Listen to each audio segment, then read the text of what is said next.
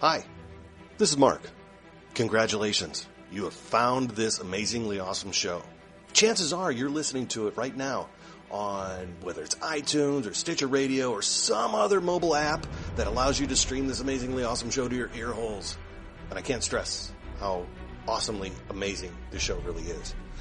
But did you know that you can also catch the latest episode of this show on the Tangibound Network? That's right. Go check out tangiboundnetwork.com. You can look them up and you can listen to it right there. It's even mobile friendly. What more could you ask for? Which means you can pull it up on your iPhone or your Android, even your Windows phone. Yeah, who has one of those? But still, point remains, you can do it. You can do it. Check it out, tangiboundnetwork.com. Listen to this show, the latest episode, every time. Check it out.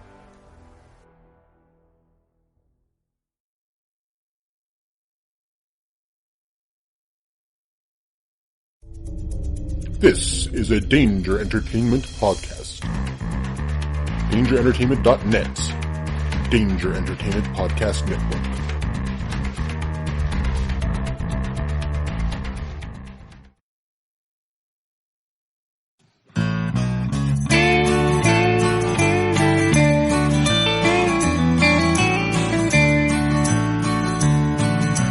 Welcome to the podcast from Temperance Town, the sexiest podcast of world renowned.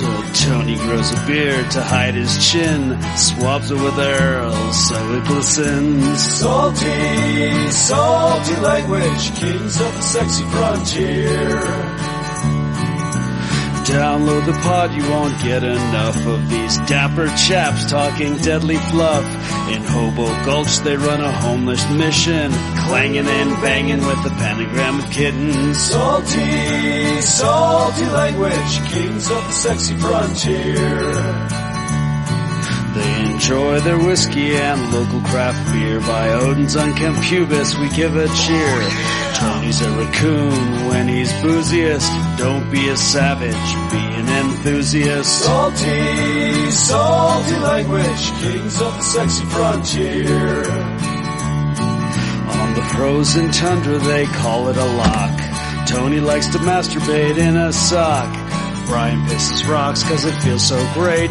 I still don't know who the fuck is Tate. Salty, salty language, kings of the sexy frontier. The boys will let you know when there's a Spurler. Due to male pattern baldness, they don't wear curlers. Stay salty, people, that's their closing line. And don't forget, have a beer, you'll be fine. Salty, salty language, kings of the sexy frontier. Salty, salty language, kings of the sexy frontier.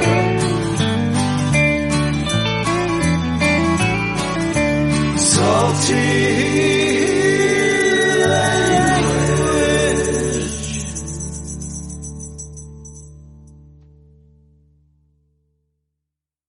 Hey enthusiasts, what's going on? This is Salty Language, episode 273. It's too early to say the spookiest podcast, so for sure the sexiest podcast. right. On the network. Yeah, the timing's going to work weird on this one. Normally we do the old Halloween Spectacular, but it's going to be like in between shows this time. Yeah, it's weird, isn't it? I think, isn't it? Or is my math off? My math's off. I think it's next week. It's next weekend. I'm just being dumb. Or we're dumb. Yeah. Silly me and not doing math. Forget I said all that. Yeah. Even we're allowed to not be perfect every once in a while. Right. Occasionally. Occasionally, it's been known to happen. Right. I mean, I could just cut all of that out of there and then maintain the perfection, you know. Right. Be like, no one would ever know. This is true. And then we'd Except say, us. Absolutely perfect. Nice. I just spit my gum and hit it for those wanting to know. It's true. I witnessed it over Skype. Right. Even though who knows how many people will get the reference, but. Well, there'll be a few people that'll be like, yeah, and then the rest will be like, who? These guys What? are idiots. Yeah. Unsubscribe. Well, they may be one and the same. There's going to be like a Venn diagram of, there's going to be an overlap. You're right. There's definitely going to be an overlap. Yeah. Of these guys are idiots. Mm-hmm. Yep. That's fine, though. That's what we're striving for. Yeah. Right? I agree. That's what I was told when I signed my contract. Riches. Don't forget about the riches. Yeah, still waiting on that, though. I know, right? Yeah. Unless I they're work just for going to... Rich, but I'm good if out seeing him on a weekend. Yeah, I was going to say, unless they just start delivering men to us, which is weird. Yeah, we don't need that. No, unless they're interns. Then I could use that. That would be good. Not for any sexy purposes, but for just doing things, you know? Right. Like, hey, go do the promotion emails or tweets and stuff. I'd be like, I really need you to take care of all these leaves in my yard.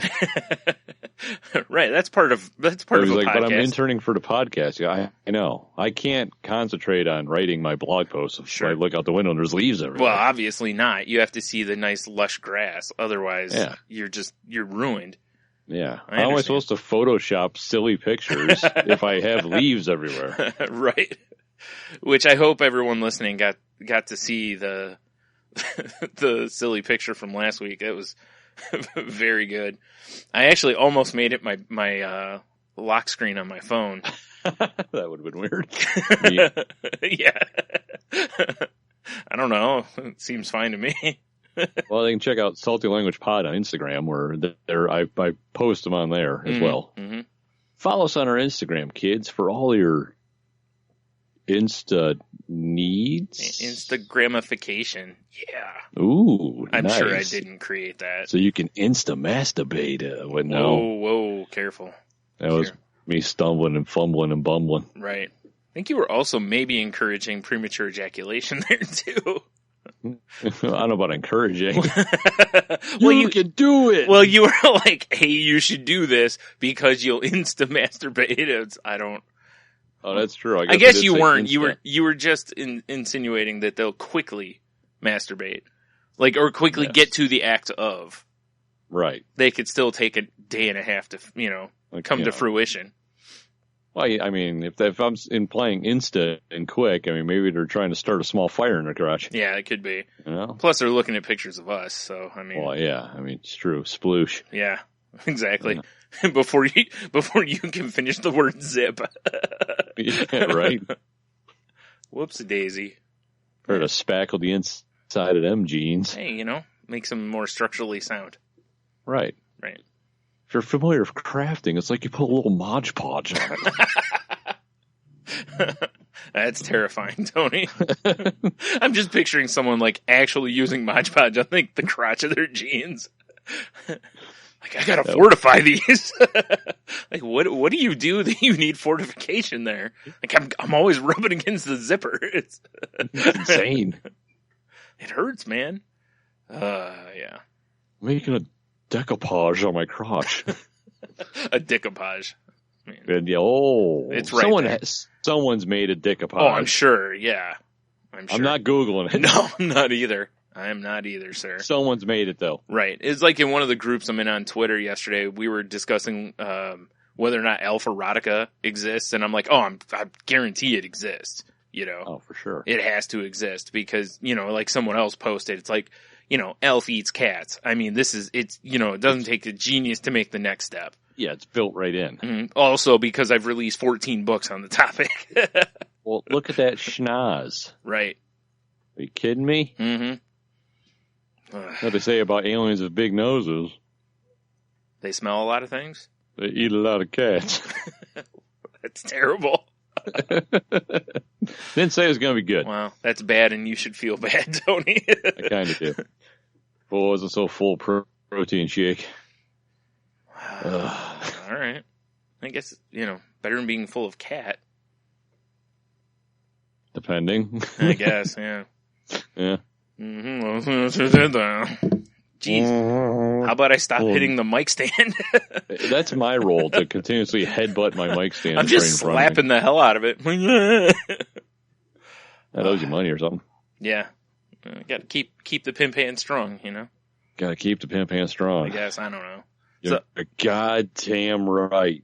So how was your week, sir? Well, last time I saw you, it was last time on Salty Language. Game night. game night here at the house. Right. Where I passed out on the couch, apparently. Right. God damn, I was tired. Yeah, you'll do that. It happens. I always had a few peeps over. You, of course, were one of them. Had a few cocktails, played some games, listened to some old school hip hop. Right. As we'll do.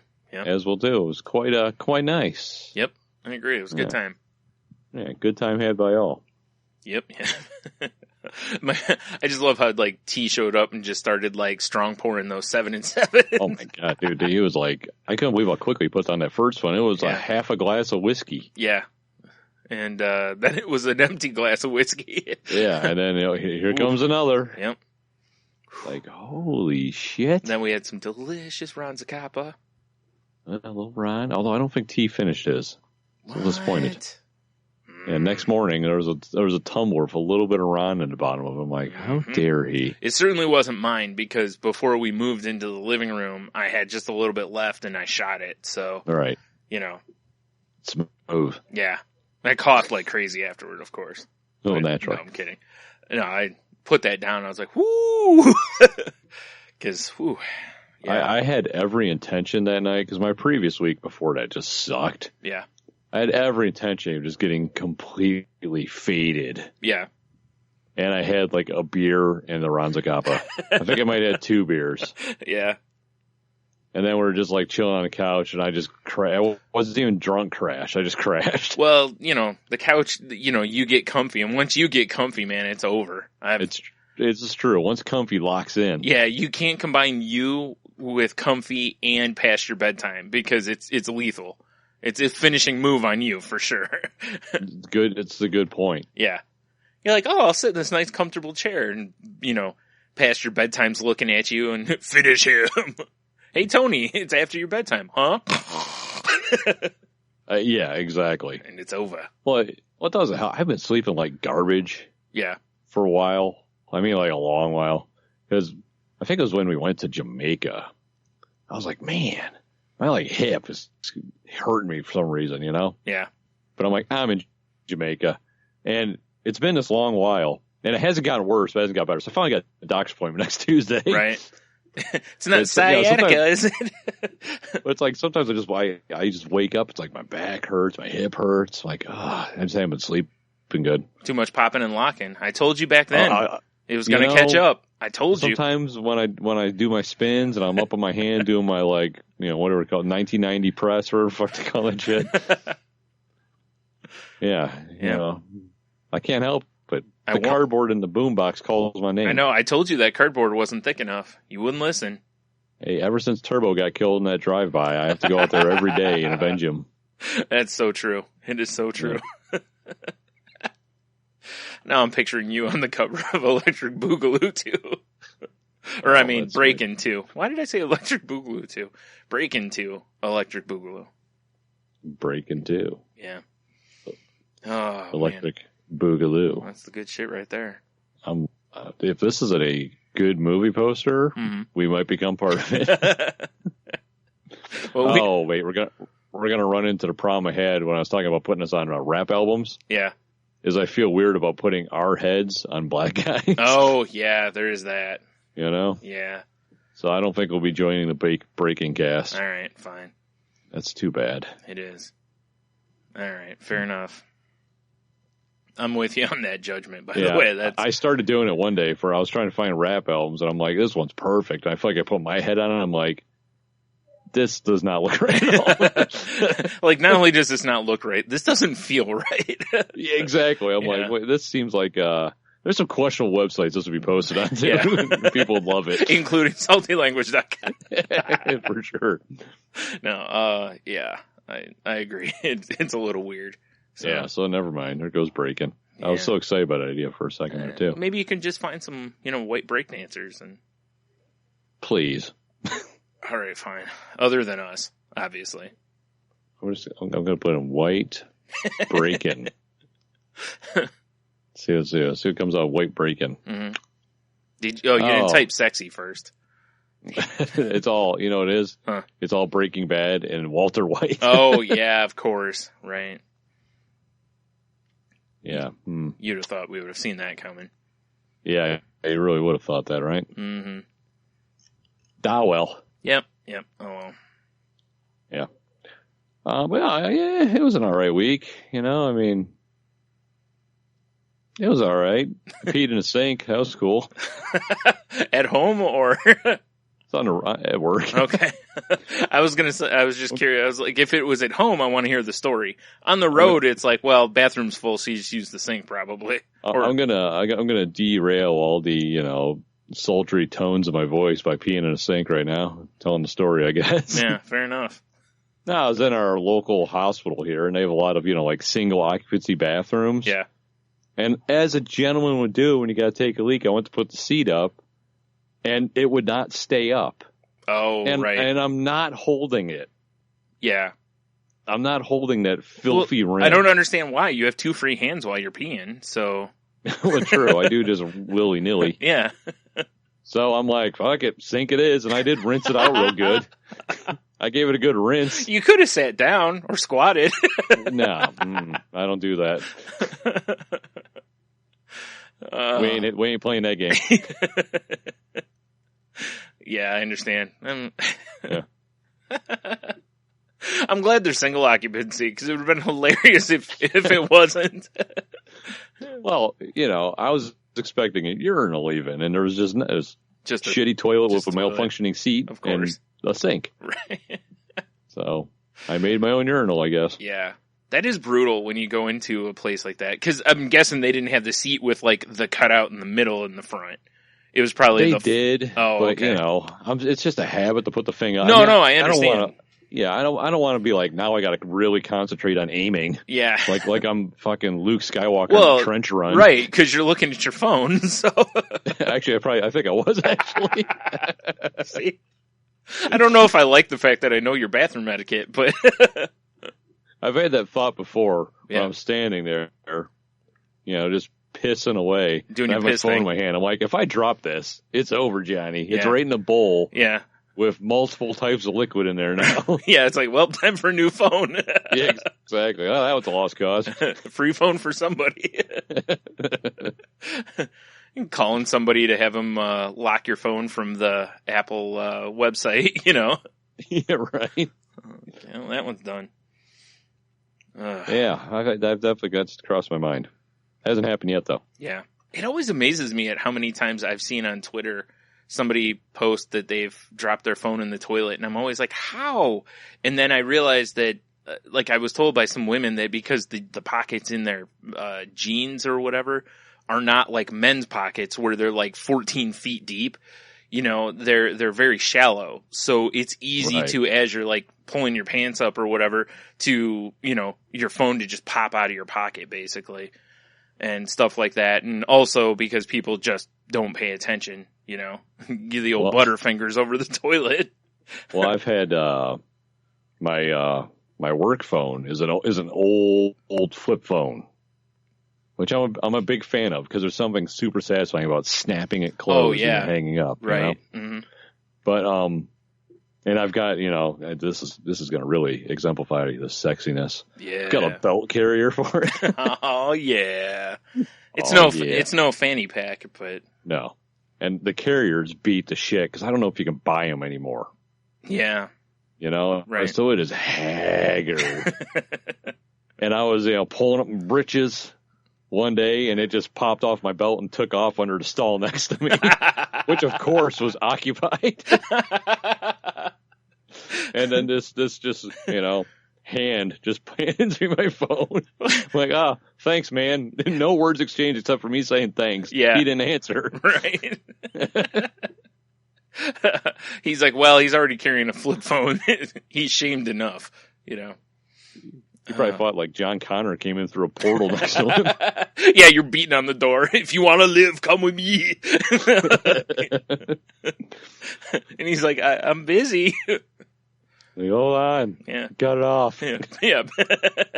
Yeah, pinch it off. Let's go. Yeah. Got to roll. So yeah, I understand the ladies in her shallow pockets. Yeah.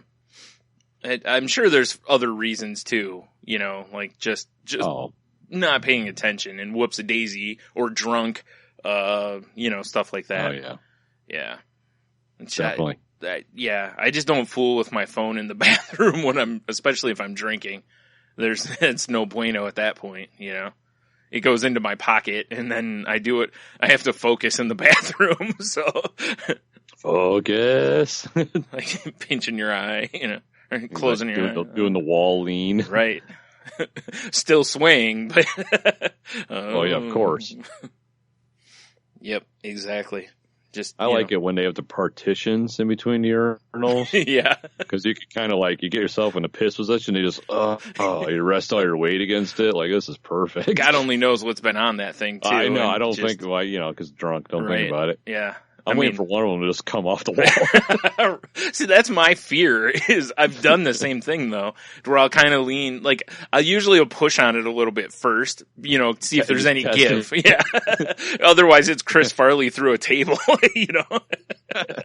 Whoops a daisy.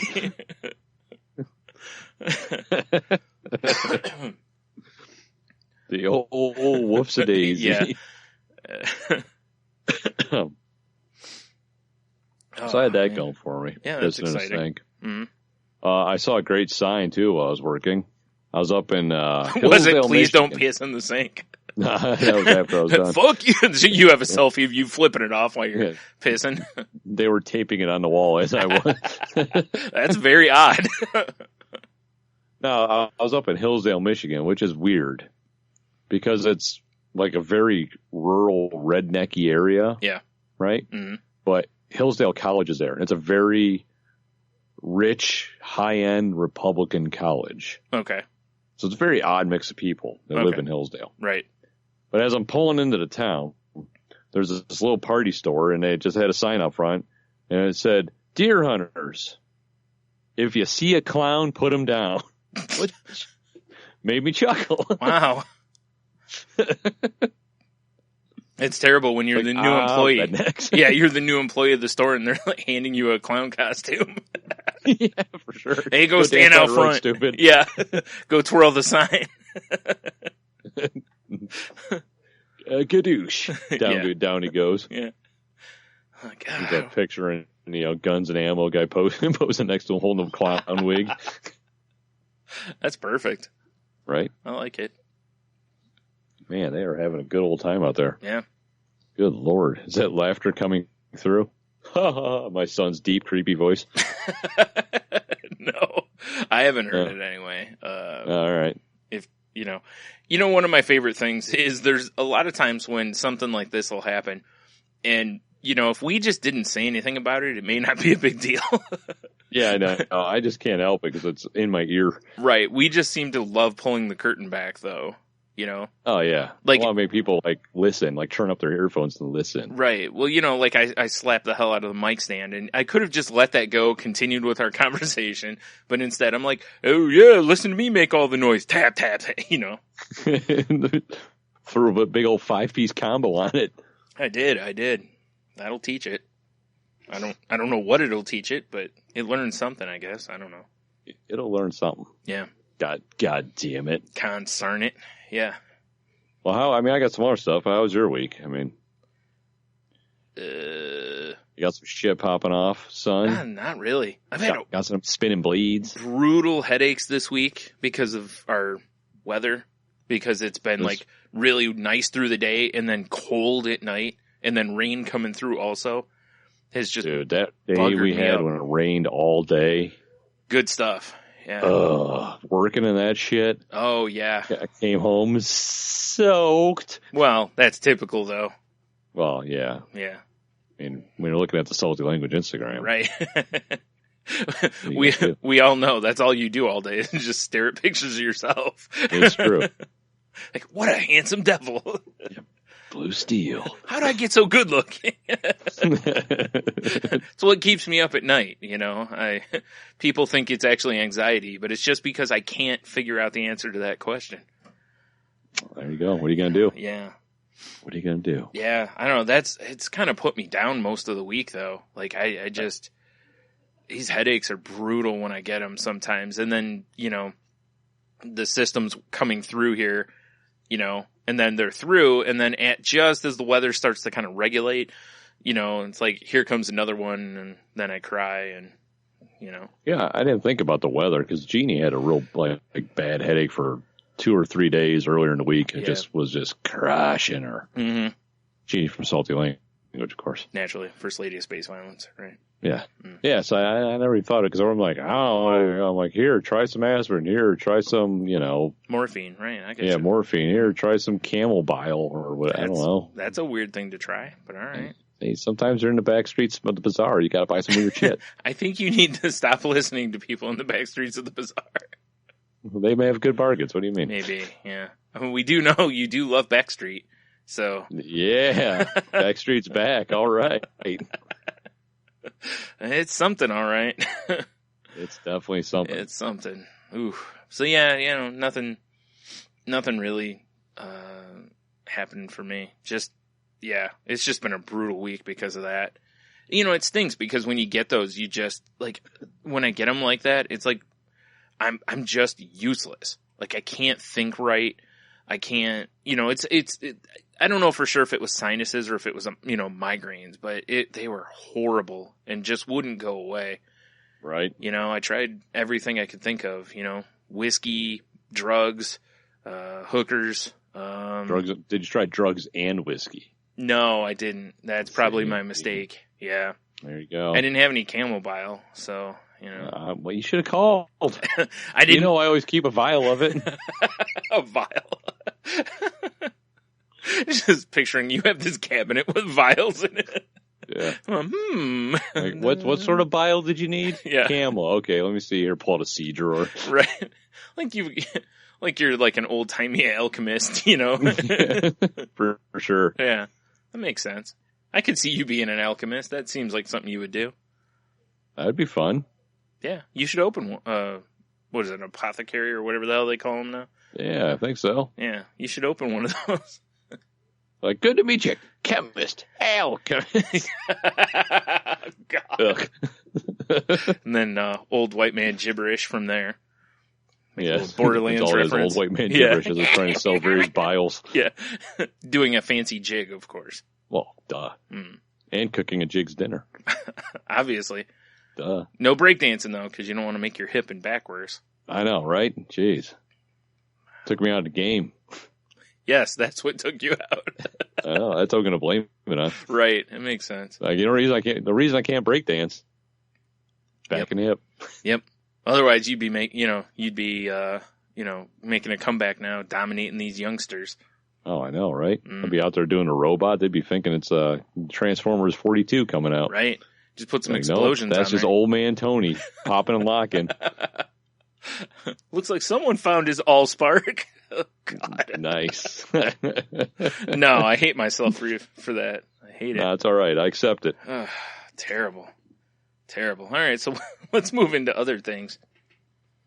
You know what I was completely unaware of? I was completely unaware that Vice has their own TV channel. Oh, yeah. I didn't know it was an actual channel. I knew they had shows. It's an actual, at least on DirecTV. Okay. I don't know if it's on other platforms. I just thought it was basically like web series, Right. I didn't know they actually had any sort of a network. The channel's called Viceland, and I was flipping through it, and I'm like, whoa, this is fuck That's Delicious. But they just call it That's Delicious. Of course. Yeah. Yeah. Jerks. But so I was like, I had no idea that they had a channel, right? I come to it the next day, and they really have a lot of Action Bronson on their channel. Yeah. Which I guess is fine because he's, rap star and whatever else. Mm. But they have a show where it was the one I watched. It felt very Mystery Science Theater because it's basically Action and his crew, and this one had Sabu and Rob Van Dam on it. Right. And they're watching an episode of Ancient Aliens. So it's all filmed on a green screen. Yeah. So you see them, and behind them is Ancient Aliens. Okay. And they're all just smoking weed and eating food. Wait, Rob Van Dam was smoking weed? What? I know, right? Weird. Yeah. But it's just them like high as fuck eating food and just barely talking about Ancient Aliens. Wow. And it was very entertaining. Wow. For what it was. Right. Yeah. Was there a name for the show, or? It's called Action and Friends Watch Ancient Aliens. Wow, that's all right. Fair enough. I believe that's what it's called. Okay. Yeah. Wow. I mean, if it's on YouTube, I recommend you look it up. Right. Or, well, I guess if you have DirecTV. Or if you have Viceland on your cable box. Right. Interesting. But yeah, I was completely fascinated by it because I'm like, what the fuck is this? When I saw the weird green screen action, then I saw the Ancient Aliens guy, and I had to hit the info button. Like, okay, what show is this? Yeah, right. Yeah, because otherwise it was entertaining. Yeah, otherwise you might think it's one of those shows where they just, like what is it? True TV has like the world's dumbest, and they show clips, and then there's comedians ripping it apart, Right. So yeah. Like I said, it's by no means smart television. Yeah, I wouldn't. But for what it is, it's entertaining. Nice. Yeah. And I'll have to look since I do have DirecTV. Yes. Yeah, I've also been hooked on Viceland's food channel called Munchies. Okay. There's a guy that's his name's Matty Matheson. He's a chef out of Toronto. Mm-hmm. He's just a big fat slob, covered like head to toe in tattoos. Yeah. But the dude's hilarious, and he does cooking segments on YouTube. Mm-hmm. And unlike, a lot of like when they, the Action Bronson, fuck, that's delicious. When him and a chef just kind of cook food and they're like, oh, this is so good. He shows you how to make food in his like little ratty kitchen in Toronto. Oh, okay. And I recommend his videos as well too, because he's entertaining as hell. All right. Nice.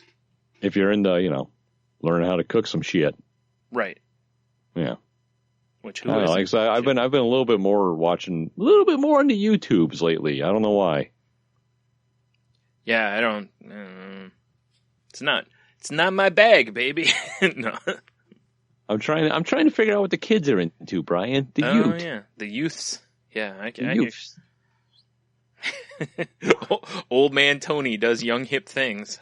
Exactly. Well, I also figured out. I came to the realization this week why I fall in and out of love of Twitter. Okay. I got it nailed. See, I like Twitter because I like the people on Twitter, right? That I like. Right. My problem is Twitter is so full of noise. Yes. That's my problem with it. Right, which is why I use lists, because it filters a lot of that noise out. But you still have other things. Because I went through and I gutted the people I follow. Like, a couple months ago, I dropped it from 1,000 plus to under 200. Right. Just gutted it. Sure. And then, but now it's still I look at my timeline and it's so full of retweets and shit of stuff that I'm not really caring about. Yeah. And the only thing you can really do about that, you can turn retweets off, Right. But the part I hate about that is that the way Twitter really can be at its best is by people retweeting other things, because you see funny jokes, you see great, links to different news stuff and whatever. But so if you turn all the retweets off, all you're going to see is what that the people you follow post. It's like going, well, I can't meet anybody new, and you're like, well, dude, all you do is hang out with the same 5 people, and right, So it's such a double-edged sword, because I'm the same way. It's like there's so many people that they retweet so much stuff, and a lot of the stuff that I hate when someone gives one of those 5-star trophies and someone's like, oh, I got to thank them by retweeting 30 of their tweets, because it just clogs your shit I'm talking about. Yeah, and because it just clogs your timeline up to where you're like, I don't want to see 25 tweets. No one is 25 tweets in a row funny. Eventually, you start just scrolling. You stop reading, because you start seeing that it's the same person, and it's after 5 or so, you either find them funny or you don't. And if you don't, it seems like forever till you can scroll through all their stuff. If they're funny, you've probably already clicked on their name and followed them or whatever, So it's always been a weird thing to me, because it's, like I said, I use it because I like to see different tweets. You know, I like to see different senses of humor and different jokes and stuff. So it gets really... And that I get. What was that? Oh, no, go ahead. It's you're breaking up. Yeah, that's why I said go ahead. Cause Finish your thought there, Brian. No, I was pretty much done. It's... Oh, jeez. Is it not? No, actually, I get what you're saying about, you know, the magic of the retweet, other people's things and stuffs. Yeah. But at the same time... Am I coming through okay? Yeah, you're fine. Okay. But at the same time, Sorry, you it's know... a little choppy. Yeah, but at the same time, there's a bunch of that stuff that you really wish you could... I wish there was another level of filtering before you block all retweets. Like, I almost wish you could just click on something and be like, I don't want to see from this person. Kind of, and you could, I guess, like if they keep retweeting someone you don't think is funny, you could block that person. I think that'll, you know, affect it, but I don't know. Probably, yeah. But you know, that's kind of like, you know, why I like the Instagram because you know I follow a select amount of people. Right. The only thing I don't like about Instagram, with Snapchat, Snapchat, if people's stories piss me off, see ya. Yeah, you know, Snapchat and Instagram both. Instagram is, you know. Can you hear me okay? Kinda. Okay. I was saying Snapchat and Instagram both have the same problem, which is finding new people. You know, like if you want to find new people to follow, you can go into Instagram and they have the discovery thing, which I think works an algorithm based on what kind of things you like, you know? But most of the time when I look at that, it doesn't work really well. It's like just because I follow one or two people who cosplay doesn't mean I want to see all the cosplay on Instagram. You know? So. This is true. Yeah. And Snapchat doesn't give you that option at all. Like there's no way to discover people through Snapchat. They added a thing in the new update that has like quick ads, and there are people that I don't know that's like, oh, these people, this person you follows this person. Oh, okay, that's so better. I'm like, yeah, but I haven't. You know, I should probably just follow them and see what they're. I don't know who the fuck they are. But. Right, and that's the other problem I have is like with Snapchat, you have no idea what you're getting into until you follow the person. Yeah, and I followed a lot of accounts. I'm like, this might be, and it's like, oh, this guy's terrible. Yeah. Unlike Instagram, Instagram's, you know, about 50-50 because some people have private accounts, but if they have a public account, at least you can go, this doesn't look like anything I want to see on my timeline regularly, you know, and move on.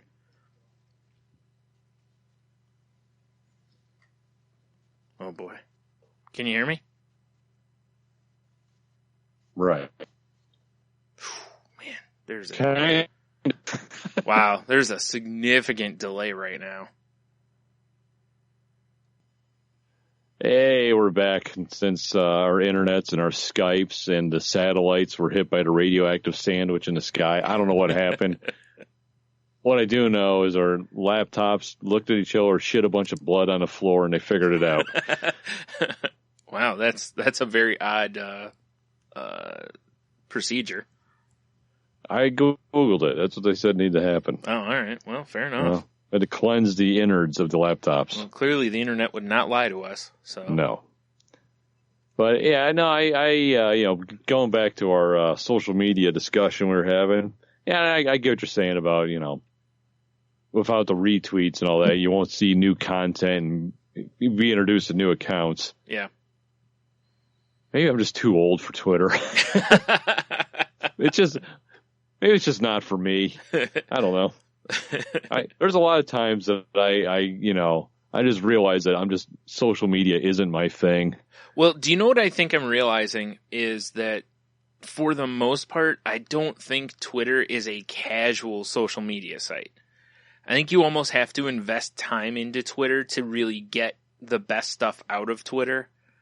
I could see that. Whereas like Facebook, you can go on, do some things and then leave, you know? Right. Snapchat is clearly casual. It's, you know, you can spend a ton of time on it, but you could also real quickly just watch whoever you're following and then be done with it, or just watch whatever is sent to you only. And, type of a thing. And Instagram can be that way too. Instagram can be a time suck if you scroll like all the way, if you're so you don't miss any post. But it's but a lot of people will just jump on Instagram and they'll just be on it for a few minutes. They'll just kind of look at what's been on recently, and that's about it. So I just feel like with Twitter though, you kind of have to you really have to invest your time to use the site, because to write comments or to retweet and do all this stuff, it takes more effort, Right. So maybe that's what it is. You just don't have the want to put, a bunch of time into Twitter. You're probably right. Yeah. Because right now the way Twitter's getting used a lot now is, people are getting into groups, right. And a lot of it's just spending time in groups. Like honestly, most of my time on Twitter now is not on the site or the main part of Twitter. It's in DM groups, eventually, like when the groups slow down, like overnight, since I'm still awake, that's usually when I'll start retweeting because, I'm bored. So while I'm watching something on TV, I'll just start retweeting or, whatever, or go through my lists a little bit to kind of see what I've missed. Well, and I could see the attraction to groups. Because I don't know what groups max out at member-wise. I don't know if there is a limit on them. But it's like our Salty Language Kick group. I enjoy that because it's just a couple people in their chat. It's an ongoing conversation.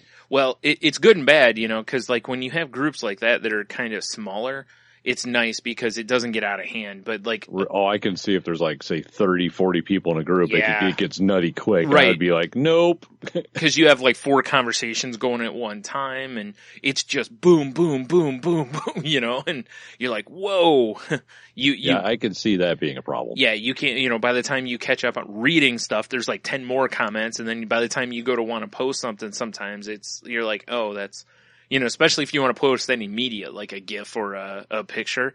By the time you find it and go to post it, it's probably 20 comments away. Yeah, the moment's passed almost. Right, and you're like, all right. Well, it would have been funny, guys. Yeah, and I'm in both kinds. There's a few that I'm in that are really active, and what I just do is I just jump in, and I'll just be in it for a little bit, and then I'm like, and I'll just go to the slower paced ones for a while, Right. Or even if they're not slower paced, they maybe just have less people. They'll have like 10 people in them, and generally it's one conversation, maybe 2, unlike the big groups where sometimes there are literally like 4 conversations going at once. And it's nuts because sometimes you kind of will look at them and go, why don't you guys just like DM each other? Cause it'll be like 2 or 3 people having one conversation. It's like, why don't you just split into your own thing and just little subgroup. Yeah. Just finish that conversation up and then come back or whatever. But whatever. Yeah. What are you going to do? Yeah. So, yeah. I don't know. Yeah. You're right. Maybe we're just too old for this shit. I don't know. Maybe, Brian. Maybe. Maybe indeed. All right. So what else you got? Well, I got some business. Business? Well, certainly. Business? We have to talk business then. We do have to talk business. Well, I, of course, got the standard. If you want some garbage. Right. Free podcast garbage at gmail.com. Email me. Send me your address. I'll send you some garbage. Right. Maybe a signed 3x5. Should be hilarious. Yeah. Might not be me. Nice. That's even better. Just take some paper and just do some quick head sketches of yourself and sign them. I'd make some like hand turkeys. Sure. Hey, you know what? If you want some hand turkeys, just in time for Thanksgiving. Oh, that's awesome. Yeah. Free podcast garbage at gmail.com. So I had that business. We really should just do that and put them up on the. It's too bad we don't have the activities section anymore. Otherwise, I know we would certainly because I'd just tell you to do that and I'd scan them together and post them so people could print them out if they wanted salty language and turkeys. That would be hilarious.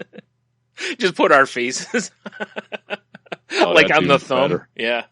Oh man. Anyway, so I got that, and then I also got, and I forgot to talk about it last week because I didn't know if he was going to announce it or not. Yeah. And he did, and I forgot to talk about it. Matthew McDonough from the Passersby Pod, he's doing his Hot Wings challenge that we talked about before to help the kids feed the kids that need the foods and the feeding those kids. Yes. I can't remember the lunchbox or something. I can't remember. I don't remember. Foundation's called. Mm-hmm. But I am going to be joining them in the, colon splitting, death by fire, lava wing challenge. That's what it should have been called. I agree. That sounds way more accurate. So it'll be Matthew, it'll be Big Dev from Lots of Shit, and myself, and there might be another maybe mystery guy. I'm no spoilers here because I don't know. Yeah, fair enough. I'll tell you, I feel bad for whoever has to clean that bathroom. I'm just saying. Well, apparently it's at Casa de McDonough or whatever. So he should have done that in some public place. I know, get Dark Horse to let him use something. Right. Yeah, that's what I was thinking. Like their outdoor thing, so they could just hose it down. Yeah, for sure. Yeah. Hose it down. Yeah. Just go wherever you want, guys. We're just going to hose her down and throw some hay over it. Yeah, maybe light it. Oh, it's already on fire. Never mind. Right. Tony's already found a sink. I'm Definitely. good. I'm good. So we'll see how that goes. Yeah.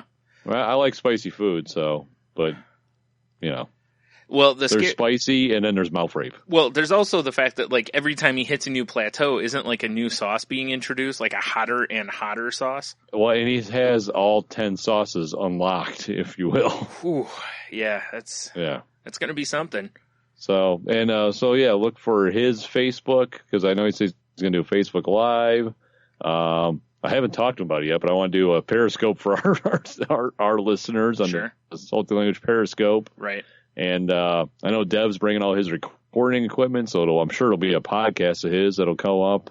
And I'm bringing my GoPro, and I think Dev's bringing his GoPro for multi-cam deal. Wow, so. You guys will be able to shoot a full-on porno. Well, that's the aftermath. Once we're fully cleaned out and the colons are ready to go. There's other ways you could do that would probably hurt a little less. But Brian, the kids. Well, you could still raise money for the kids.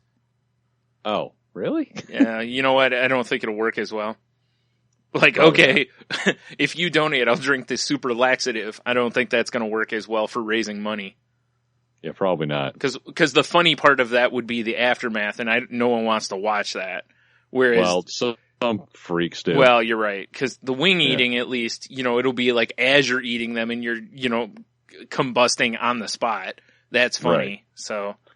And I'm hoping that he sticks with the Hot Ones format with questions during the wings because, it's just fun. Yeah. I've seen people's minds break in half when they're trying to answer questions and they're melting from the inside out. Well, it makes sense, right? I mean, it's entertaining to watch. Yeah, your brain just wants to go into a coma at that point. Just shut her down. Yeah. Hose her off, throw some hay over it. Yeah, definitely. That's what your brain's thinking, and then the other part of your brain's like, "Well, we got to figure out this this question that he asked. He's talking about this meaningful moment we had in life, and we're too busy trying not to shit ourselves." Yeah. So there you go. That'll be early November. So you guys should ask each other those questions that Beagley asked Nickel the one time. Those ones that are first date type questions. To where it helps you get to know the other person. That would be pretty funny, actually. The old, blind date questions. Sure. Speed dating questions, right. Whatever the hell they are. Terrifying. So that concludes my end of the business. Do you have any business? It's not really business, but I guess it could be because, it has to do with a podcast that was under the Pod Gods umbrella with us a little bit. Oh. All right. I was listening to, and I've mentioned him before, the Doing the Job Wrestling podcast. Oh yeah. There's a guy on TV right now. His name's James Ellsworth, and while I'm talking about him, you should look him up, Tony. All right. And anywho, this guy they brought him out in a squash match against this just behemoth that they have on Raw named Braun Strowman. And this guy's just he looks like one of those Nordic power lifter guys. he's just a mountain of a dude, right? And I think I see the picture. Is it a giant guy with a ponytail and a huge beard? Yeah. Okay. So, and then James Ellsworth is basically the opposite of this guy. He's a scrawny dude, doesn't have a real svelte build. He basically has no chin. And yeah, I see that. They brought him out, and of course he just gets demolished by Strowman. But that night on social media, tons of people were like, you know, who's this James Ellsworth guy, making fun of him for not having a chin and all this other stuff. So it kind of caught on, and then they ended up with him. They brought him back on like SmackDown to come out as the one night AJ Styles, who's the current champion on SmackDown. He was supposed to be in a tag match, and Daniel Bryan, the GM, was like, well, if you can't find a partner, I'll assign you a partner. Well, AJ couldn't find a partner, so he's like, you get this runt as your partner, basically, to kind of stick it to him, right? Right. Well, he gets attacked by The Miz on his way to the ring, and everybody is like, boo, you know, because, you know, everyone wants to see James Ellsworth because he was already kind of the internet darling after getting destroyed by Braun Strowman. And then this happens, and people do it again. He's trending on Twitter, like by his name, not just like who's that guy, but people knew his name, right? And so I forgot what else happens, but anyway, he ended up in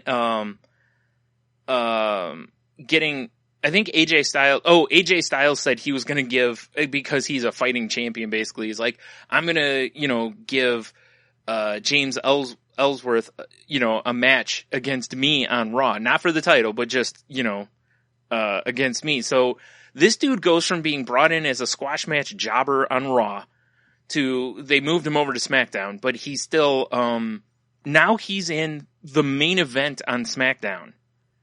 Because it's him versus the champion, AJ Styles, and a guy named Dean Ambrose was the special guest referee. Well, of course, you know, Dean Ambrose, you know, him and AJ are feuding, so basically he screws AJ over, and he hits his finisher on AJ, and then pulls James Ellsworth over AJ Styles. So not only does this guy get a main event match, he ends up as beating the world champion on SmackDown in the main event, which then, of course, you know, the way the TV works, if you beat the champion, you get a title opportunity. That's the way it generally works. So the next week on SmackDown, it's him versus AJ Styles for the championship in the main event of SmackDown again. And actually, he might not have been the main event the week before. But anyway, you know, still against the champion. So this past week, he's against the champion. Spoilers if you haven't watched.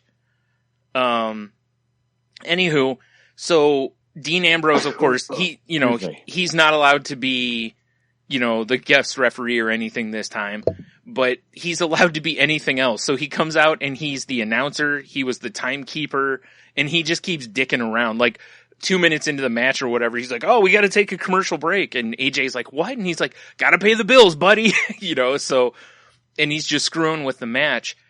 And the match was actually a decent match, and, you know, it goes back and forth. Ambrose kind of gets involved, but doesn't fully get involved. And Ellsworth lands this super kick on AJ Styles that was really well done. Like, almost, like, it wasn't, like, stiff, but it was a really well done one. And they started jokingly, so now his finisher, this super kick, is called No Chin Music. Which is, you know, well, anyway, I forgot about this. Before the match, when they're in the locker room, Dean Ambrose comes up to Ellsworth and presents him. They made a shirt with Ellsworth's face on it. I saw that in the Google I did, because it's like, that was the top Forbes story. It was how it's apparently the number one selling merchandise now. Yeah, and it's sold out. Like, the shirt sold out of this no-chinned goon that just came out of nowhere, but has become the internet darling. That's pretty wild. So I'm listening to Doing the Job last night, and well, anyway, after Ellsworth lands that kick, AJ kicks out, you know, at a 2 count, and he kicks out, But when he lands that kick, the building went crazy. And AJ Styles, even though he's a heel right now, is super over. Like, people love him, right? Right. But when Ellsworth hit that no chin music, the place went crazy because people, I think, actually were like, dude, he's gonna win the title, you know? And AJ kicks out, and then it kind of devolves from there. AJ just starts beating the shit out of him in the corner and gets disqualified. So now James Ellsworth has gone against the champion, AJ Styles, twice, and his record is 2-0 against him. That's pretty funny. Right? So last night on Doing the Job, like partway through their show, they're about to talk about this match, and they actually had Ellsworth on their show. Oh, nice. Yeah, he jumped in via Skype, and it was fun to listen to him tell about kind of the ride, because again, he was just some nobody that, again, they brought him in just to do the job. You know, you go in, you get squashed, you get a paycheck, and have a nice day, basically. And now he's been on TV, 4 times? And, and I'm sure they're not done with him because, first of all, he's got a 2-0 record against AJ Styles. Right. But also, his merch is hot. So, they're going to milk this because, if WWE does anything, they run something into the ground as far as they can. Yeah. If they see a little bit of gold in that mine, they're going to dig it all out. Right. And I'm not going to lie. Part of me almost wanted them to give him the title. And then, of course, have AJ just get it right back, next opportunity. But part of me almost wanted to see them just let the guy have it, just because it would have been really good TV. But right. Overall, storyline-wise, they're pushing Dean Ambrose and AJ Styles. Ellsworth is just part of the vehicle. He's not really – he's not supposed to be, part of this. But he's becoming such a part of it that people, like when he came out, he had his own music. They had a graphic up on the Titantron for him. It wasn't just generic sound with his name, They did a little graphic, It was great. It was pretty awesome. But by far the highlight is no chin music. Oh, for sure. As soon as he hits that, and one of the guys was like, he had no chin music, and I lost it, And like I said, that kick was clean too. It was one of the better super kicks I've seen in a long time. And it really, you could tell people are so into this story. They really thought there was a chance that he was going to, get the 3 count. So, that's pretty fucking weird. Yeah. And the people in the back are like, okay, we got to do more with this because people are totally buying into this storyline and this guy. So, but yeah, he seemed like a pretty all right guy from their interview and stuff, and they had a nice interview with him. I don't know how long it was, 15 minutes or something like that. It was a pretty decent length interview, and it was nice kind of just hearing him talk about, coming out of nowhere and basically like, hey, don't give up on your dreams, because I just basically thought I was being called up for a one and done, and here I am facing the champ twice, and Right. Yeah. So anyway, wild. That was a really long way of saying, if you're interested in wrestling, check out their podcast and listen to the interview. Even if you don't, I'll have the link in our show notes. I think they have just the interview up on the YouTubes. Nice. So, check out the interview with him, because it's just, like I said, it's kind of cool just listening to this guy who really was a nobody go, because like they even mentioned to him, like when you get these type of things, now when he goes back to the indie circuit, he's not just, hey, I'm Joe Nobody. I'm the guy who faced AJ Styles on SmackDown. That allows him to charge a little, get a little extra scratch in his paychecks. Yeah, a little paper in his pocket a little bit more. That elevates his drawing potential and stuff. So I think it's just an awesome story for, and it also proves a little bit that WWE does pay attention to what the fans like and want, Right. Because so many people think they don't, but this is clearly, clearly showing that they do. Oh, they'd be dumb if they didn't, pay attention to the socials and their merch and everything else, Right. I knew as soon as I saw that shirt, I was like, I bet that becomes the #1 selling shirt, because people are going to buy it. I can't wait until next week to see people wearing it in the arena or something. Yeah. I guess that night, this past Tuesday, when they debuted the shirt at the arena, they sold out. So, and I was like, man, it would have been great if people all around the place were wearing the James Ellsworth shirt, but I didn't see any. But it's still, also that's got to be a really cool moment. We've talked to people in the Enthusiast about comic books, like when you get that first book with your name on it, Right.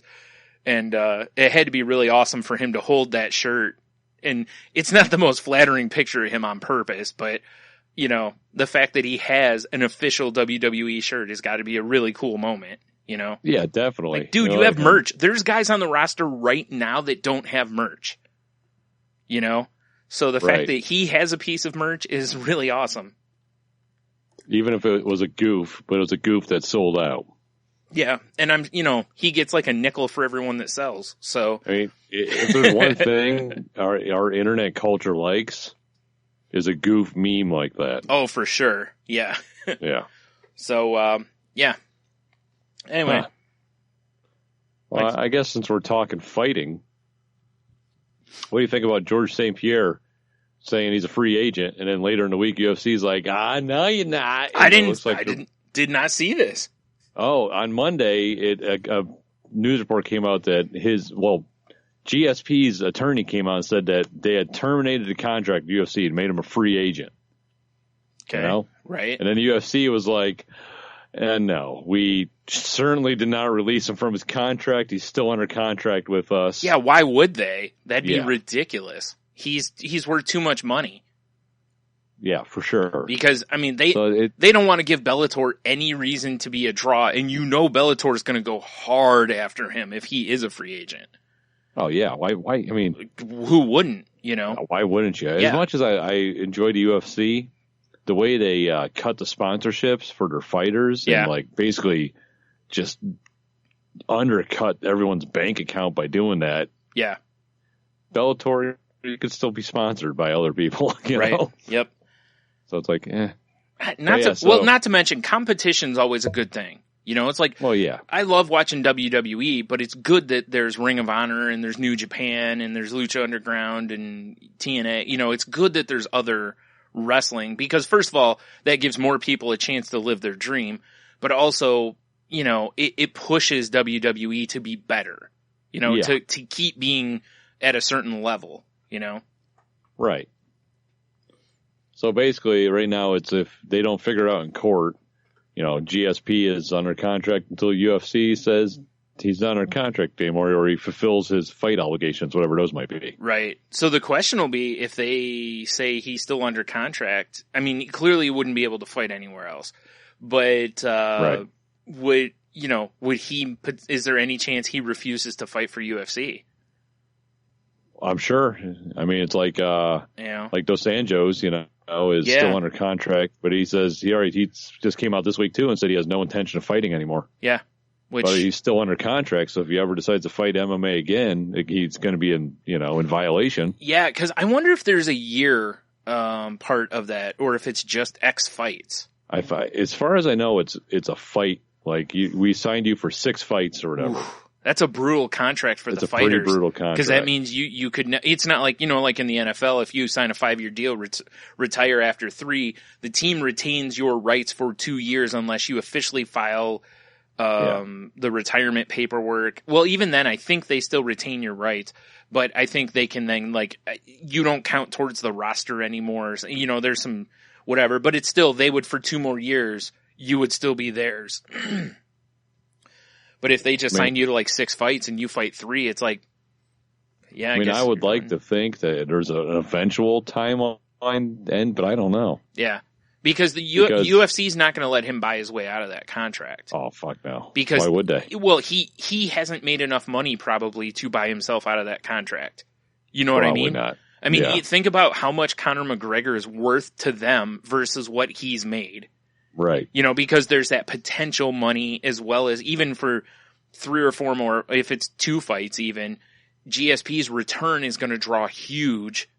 And it's GSP. Even if he loses, that next fight will draw well and it'll add to the card. You could easily just go, oh, GSP's back, he's the main event. And no one would go, I don't know, he's earned that right. At this point, he's fought enough and won enough that he kind of can just walk right in and be the main event guy. So yeah, definitely. That's why I said it's like I don't know that he can truly buy his way out of it. I don't know if he's made enough money to buy his way out of a contract, unless it's just for the same money that they would pay him.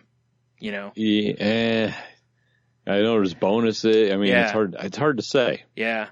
I would assume, like you said, though, that he cannot buy his way out. Now, the other question is, does he want out of UFC? Or is he cool with fight? Because I know there was kind of some back and forth between him and Dana White at one point. Was it a year or two ago?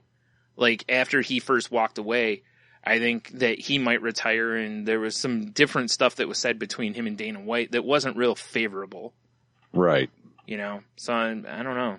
It's interesting. I think the rumors have been flying around a little bit that he's going to come out of retirement. Yeah. But it seems like he doesn't want to come out of retirement under the UFC banner. Yeah, which is interesting. Yeah. Because you're going to make way more. You're probably going to make way more money there. Probably. Here, the reason I say that is because of this.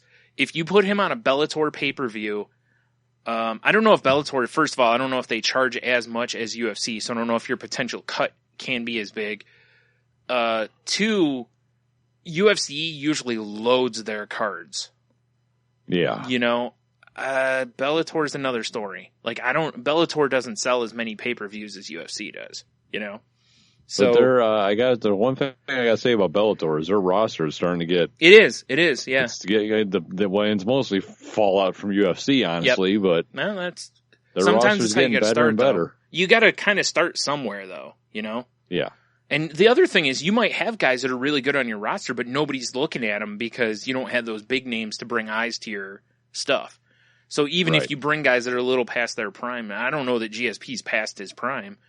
But you're right. They do have other guys. He is. I don't think he is either. He's probably he's still such a technical fighter. Yeah, he doesn't get hit a lot with that jab. Right. Mm-hmm. Yeah.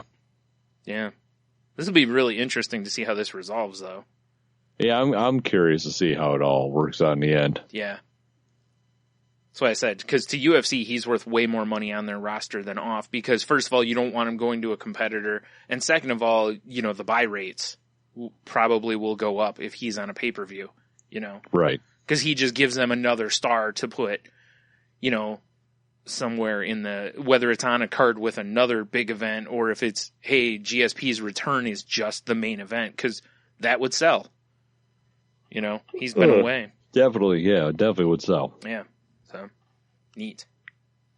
All so right. I got that. Mm-hmm. Also got, and I know you and I talked about this last weekend, but it wasn't on the show. But I mean, we definitely got to talk about our main man, his new single out, Ice JJ Fish. Right. God. Whew.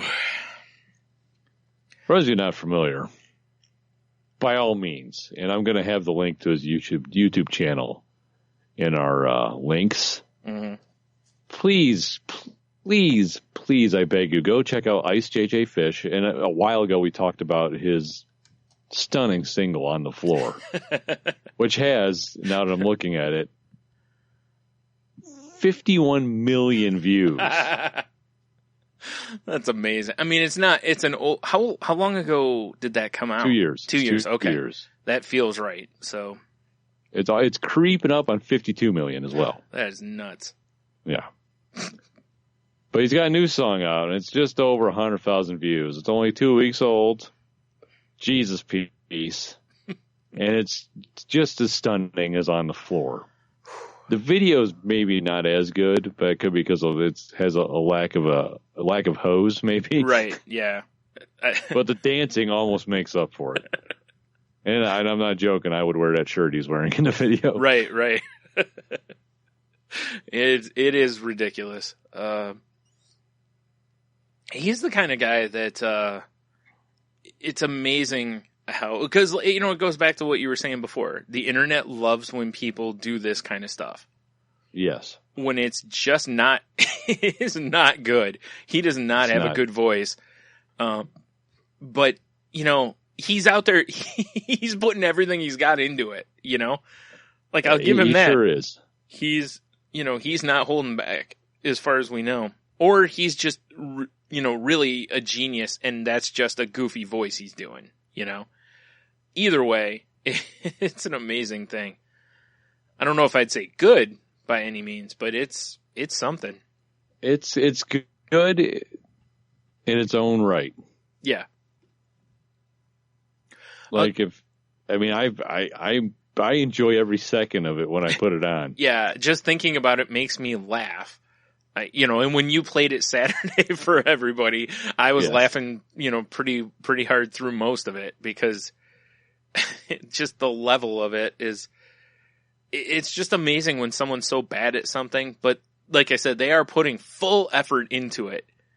And it's definitely. The only way you can put that kind of effort into something is thinking that you're actually really good at it, So I don't know. It's mind blowing though. Yeah, it certainly is. I just want to make sure we.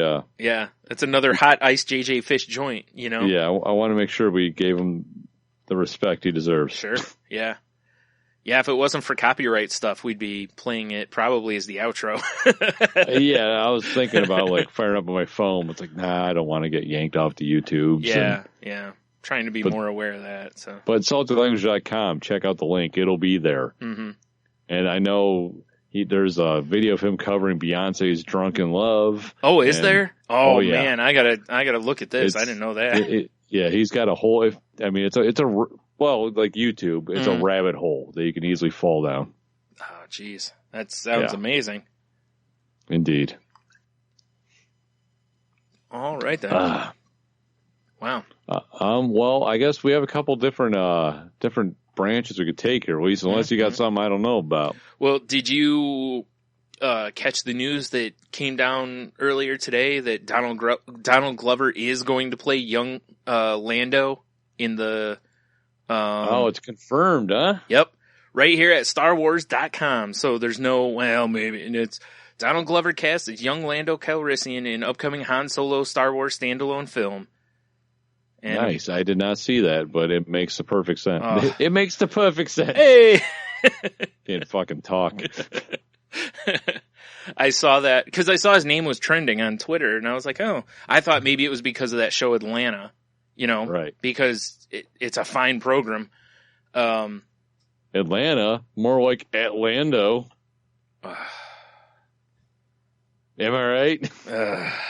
I'm writing it down. Might be a show title. Atlando, guys. Atlando. Well, I figured.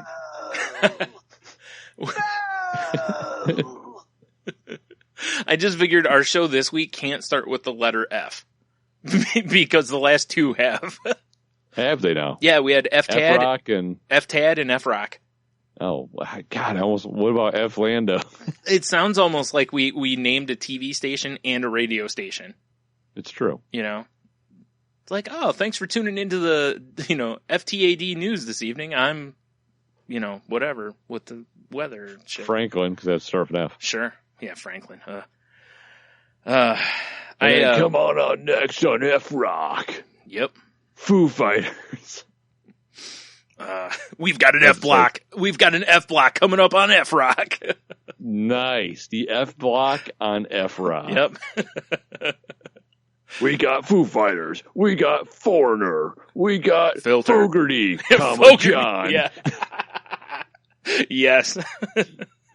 Fogarty, John. I love that you couldn't just say Fogarty. You had to, John is what makes that beautiful. Oh, man. So, yeah, I'm so excited for Donald Glover to be Lando because he's going to probably nail that. Oh, for sure. I just hope he's in the cape. And by that, you mean all them space hoes. Obviously, because he's Lando. Lando that, anyway. That's what it should just be called. It should be just called Lando. Episode 1, Space Hose. Yeah. Oh, man. Yeah, I agree. That'll be the Netflix Star Wars show, just Lando. I think it'd be great. Mm-hmm, mm-hmm. Now, Brian, picture it. Okay. Sicily, no. Too late. So you got Lando, right? Yeah. Now, what if the Lando prequels were filmed in the same vein as a 70s blaxploitation movie, but in the Star Wars universe. Oh, I'm totally in. Right? Remember, that's what that comic, with that first issue of the comic that came out, I kind of felt that, like, kind of had that vibe about it. And I was like, this is what they should do, because I would totally be into a Lando blaxploitation film. Get some of that funky, like, slap bass cantina music going. Yes. I love it. It'd be awesome. He already has a cape. Shit. I know, right? Yeah, he's all set. Like, the way he's dressed, all he needs is, like, a fly hat. Yes. But I don't think he needs it, because he's Lando. He doesn't really need the hat, you know? Well, if it goes on the sun, maybe. I am curious to see if Donald Glover rocks the mustache. I hope so. Yeah. It is iconic. Mm-hmm.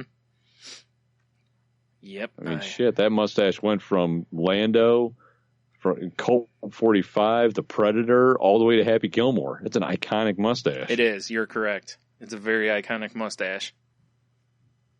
I'm just picturing somewhere, you know, he's handing it to Donald Glover, like, just peels it off. Here you go. Here you go, young blood. You know, you've earned your stripe. Yeah. Yeah.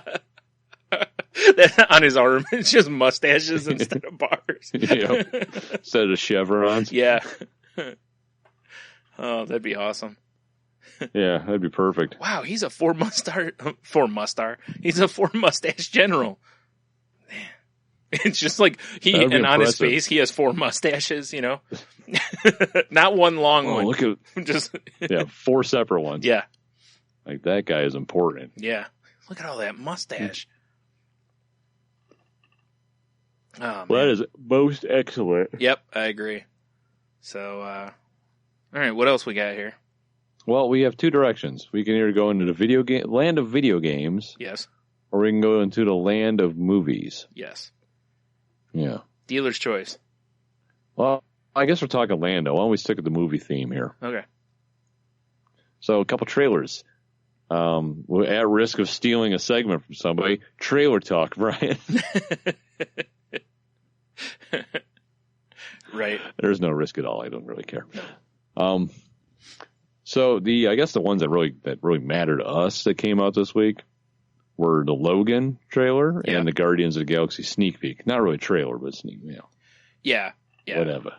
Right. And honestly, the thing I think people are buzzing most about with the Guardians of the Galaxy one is, you know, at the end that Groot is still not fully grown. Tiny Groot, and looked like a little red suit or something. Mm-hmm. Yeah. Should have been like in a little pimp suit, like Boss Baby. Here's what I'm thinking is he's probably rocking the red Adidas tracksuit like Run DMC. Yes. He's got the fat tongue, you know, Adidas on, of course, you know. Got the fuzzy Kangol bucket. Mm-hmm. Yeah, you just couldn't see that or the Dookie chain from the angle, but we caught him in the process of getting dressed. I agree. Even though Rocket just shot a hole in a wall, I don't know. Well, he's very destructive. He shouldn't be discharging weapons in space. It's true. That's true, but that is what Rocket does. So that's what Rocket does. Yeah. I mean, the sneak peek, it kind of left me whining a little. Yeah, it's basically like, here's all the people you've expected. Like, Guardians, guys. Huh? It's coming. With an older song. Here's that song. Here's that song you like from the soundtrack. Remember this song? Remember? Yeah. Because here it is. Yep. I'm like, oh yeah, I remember that song. Yeah, now it's stuck in my head all day. Thanks, ass. Yeah, there was a little bit of comedy in there, you know, with the Drax and, wow, I'm just blanked on his name. Jeez, Star-Lord. Right. You know, on their little hug scene, that was, you know, adorbs and, whatnot. But other than that, it's just pretty much just, you know, it's like here they are, explosions, floating in space, comedy moments, credits, that music, Rocket and Groot, and credits. Was pretty much it. Yeah, I think I pretty much just gave you the commercial. And I mean, I get why they put, like, we're going back to song. I get why they use that song.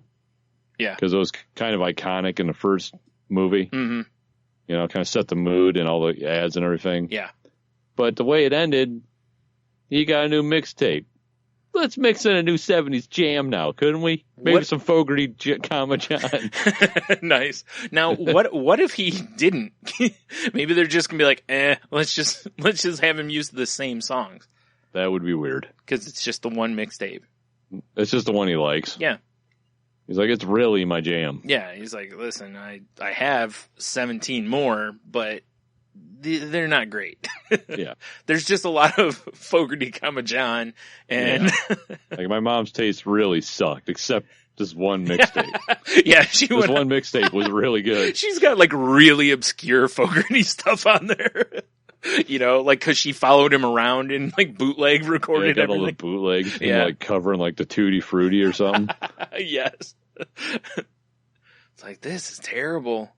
Oof, god damn, you was horrible. Yeah. Oh man. Yeah. So yeah, there's not a lot there, but it's a tease. Yeah, it's a little like, hey, look, we actually shot some footage. Yeah, yeah. I missed the date on that one. Did it say a release date? I think it just said summer 2017. Okay. That makes sense because timeline wise that'll work nicely. Vegas. Because, Logan was the other one, and Logan is in March. So right, that works out well. So the other trailer is Logan. And it's been a while since I read Old Man Logan, but obviously it's slightly inspired by it. Yeah. But it's no way Old Man Logan. Right. Am I right in this? I believe so, yeah. It's the same thing. It's been a long time since I read that, the original, because there's a book out now that's Old Man Logan, but it's been a long time since I read that story. Yeah, and it does. I mean, from what I remember of reading Old Man Logan, the parts in the trailer do not remind me anything of that storyline. Right, because, I mean, obviously they're going to take from it and whatnot. Yeah, that's the only thing I figured is they took a couple gems out of it and kind of made it their own. Yeah, exactly. It was interesting because I was wondering how long it was going to take for him to pop his claws in the trailer, because it took a little while. He didn't have them out so much for. Did you watch the trailer or did you watch the Red Band trailer? I think it was just the trailer. I don't think it was the Red Band one. All right, you only missed a half a second more. Oh, okay. The only difference between a regular trailer and a Red Band trailer is in the Red Band trailer. Yeah. He puts his claws through a guy's chin and they pop out through the top of the guy's head. Yeah, I saw that. Which is what he does to. I remember when he did that to Sabretooth. Yeah. And everybody was like, Ermiger, because it was crazy, because Wolverine's been neutered by Professor X for years, So, yeah. That's pretty cool, though. I like that they did that. I mean... And of course, because he's old and he's supposed to be more fragile, they were like, let's put Johnny Cash's cover of Hurt behind this because it'll be perfect. Except I don't think it was. I don't think it fit the movie. it worked for me only because I like the song. And I'm like, oh, I like the song. No, I'm fine with the song. The but vibe they're giving through the whole thing, it doesn't, I don't know. It didn't really feel like Logan was kind of at the end of his run to me. He still looked youthful through most of it. Yeah. In Old Man Logan, he looks haggard and old, Well, the only part I was a little confused on was... And, in Old Man Logan, he is haggard, old, and he doesn't heal as well. Right. And I think they're kind of going for that because, like, the one scene he has his shirt off, he's covered in, like, scars and blood. And right. Logan shouldn't scar because the healing factor. Right. So it's like, I don't know. I don't really know what they're going with here. Yeah, I know a lot of people were really excited about this, but I watched it and I was like, okay, it didn't really make me like, sploosh or anything, but right. I don't know. Maybe I just have dulled expectations by everything. I don't know. I will say this: if it does keep anywhere near the Old Man Logan storyline, I'll be really interested in it. Same here. And I'll watch it. I've seen the other two. Which isn't necessarily something to brag about, but Oof, that first one. Yeah. And, this is, what's his name's last go as Wolverine, allegedly. So. Right. Hugh Jackman. Which, I mean, he's kept himself in shape to play Wolverine. For sure, yeah. But eventually time's going to catch up. You can't play Wolverine forever. Not and stay in the kind of shape he was in like the second one. I mean, man, did he get lean for that one? You know? That was ridiculous. And he looks when his veins had veins. Yeah, and he looks like he's probably not as thin for this one, which makes sense because part of the reason Wolverine should be kind of in great shape is that healing fact, that metabolism. Essentially, he should be able to kind of keep in good shape without a lot of effort. So if that slows down and aging actually catches up to him, it makes sense. Maybe have him put on a little bit of weight and not have Men's Health abs, He just needs that old man strength. Right. Exactly. Well, and he still has the claws, so I guess that'll get some work done. That does help. I won't say, it's not that this looked bad to me at all or anything. There were a lot of people that are just, freaking out about it, and I was like, I don't know what you're freaking out about. There was nothing in that, other than the claws through the skull, and maybe that's what it was. I saw a picture, a still of it. But even that, it's cool. I'm glad they put that in there because that is something he did. Yeah. It's nothing forgot about, though. Yeah. That's kind of where I'm at with it. Yeah. So, I'm interested, though. Yeah, same here. And I'll be curious to see, when another trailer comes out, what more they add to it and all that. Right. I also want to kind of read, I haven't yet. Maybe it's out there and I haven't. But I kind of want to read the synopsis, kind of what they're going for with it to see if it's going to really stick to the Old Man Logan storyline or if that's just a few elements of that. Or, is he just old in this movie? You know what I mean? Are they only taking the fact that he's old and is, right. He's Old Man Logan, so clearly we took him from Old Man Logan. I mean, if they go for the Old Man Logan aspect of, he's old and he's just not as, combative as he used to be. He's kind of more I don't want to fight, guys. Yeah. I really don't want to. I'm done doing this. Right. Exactly. Which I kind of like from Old Man Logan. It felt very much like, what's that movie? Unforgiven. Yes. When, the old outlaw is just no, I'm done. And then reluctantly he takes it back up. And then that switch flips and he's fucking kills a whole saloon full of people. Then he's the best there is at what he does. Right. Yeah. If you will. Yep. I agree. So I'm very curious though, because it is a good story. It's one of the really good Logan ones, and it seems like it would work well for a movie. So I hope they don't just only grab a couple things from it. I hope they kind of pull a lot from it because it's a good story. I think it would make a good movie. But we'll see. We'll see. Yeah, we shall see. They haven't done a great job of doing good things with Wolverine movies so far. So, not really. Yeah. All right, so let's move on to, because that was the only movie stuffs we had, right? Yes. Okay. All right, let's move on to the video games. The old video games. You want to stick with kind of the Western cowboy theme? Yeah. Oh, this made me very excited, despite the fact I don't have a system that will play it. Well, hold on real quick. There were two things about this. The first one was we're talking about Red Dead Redemption 2.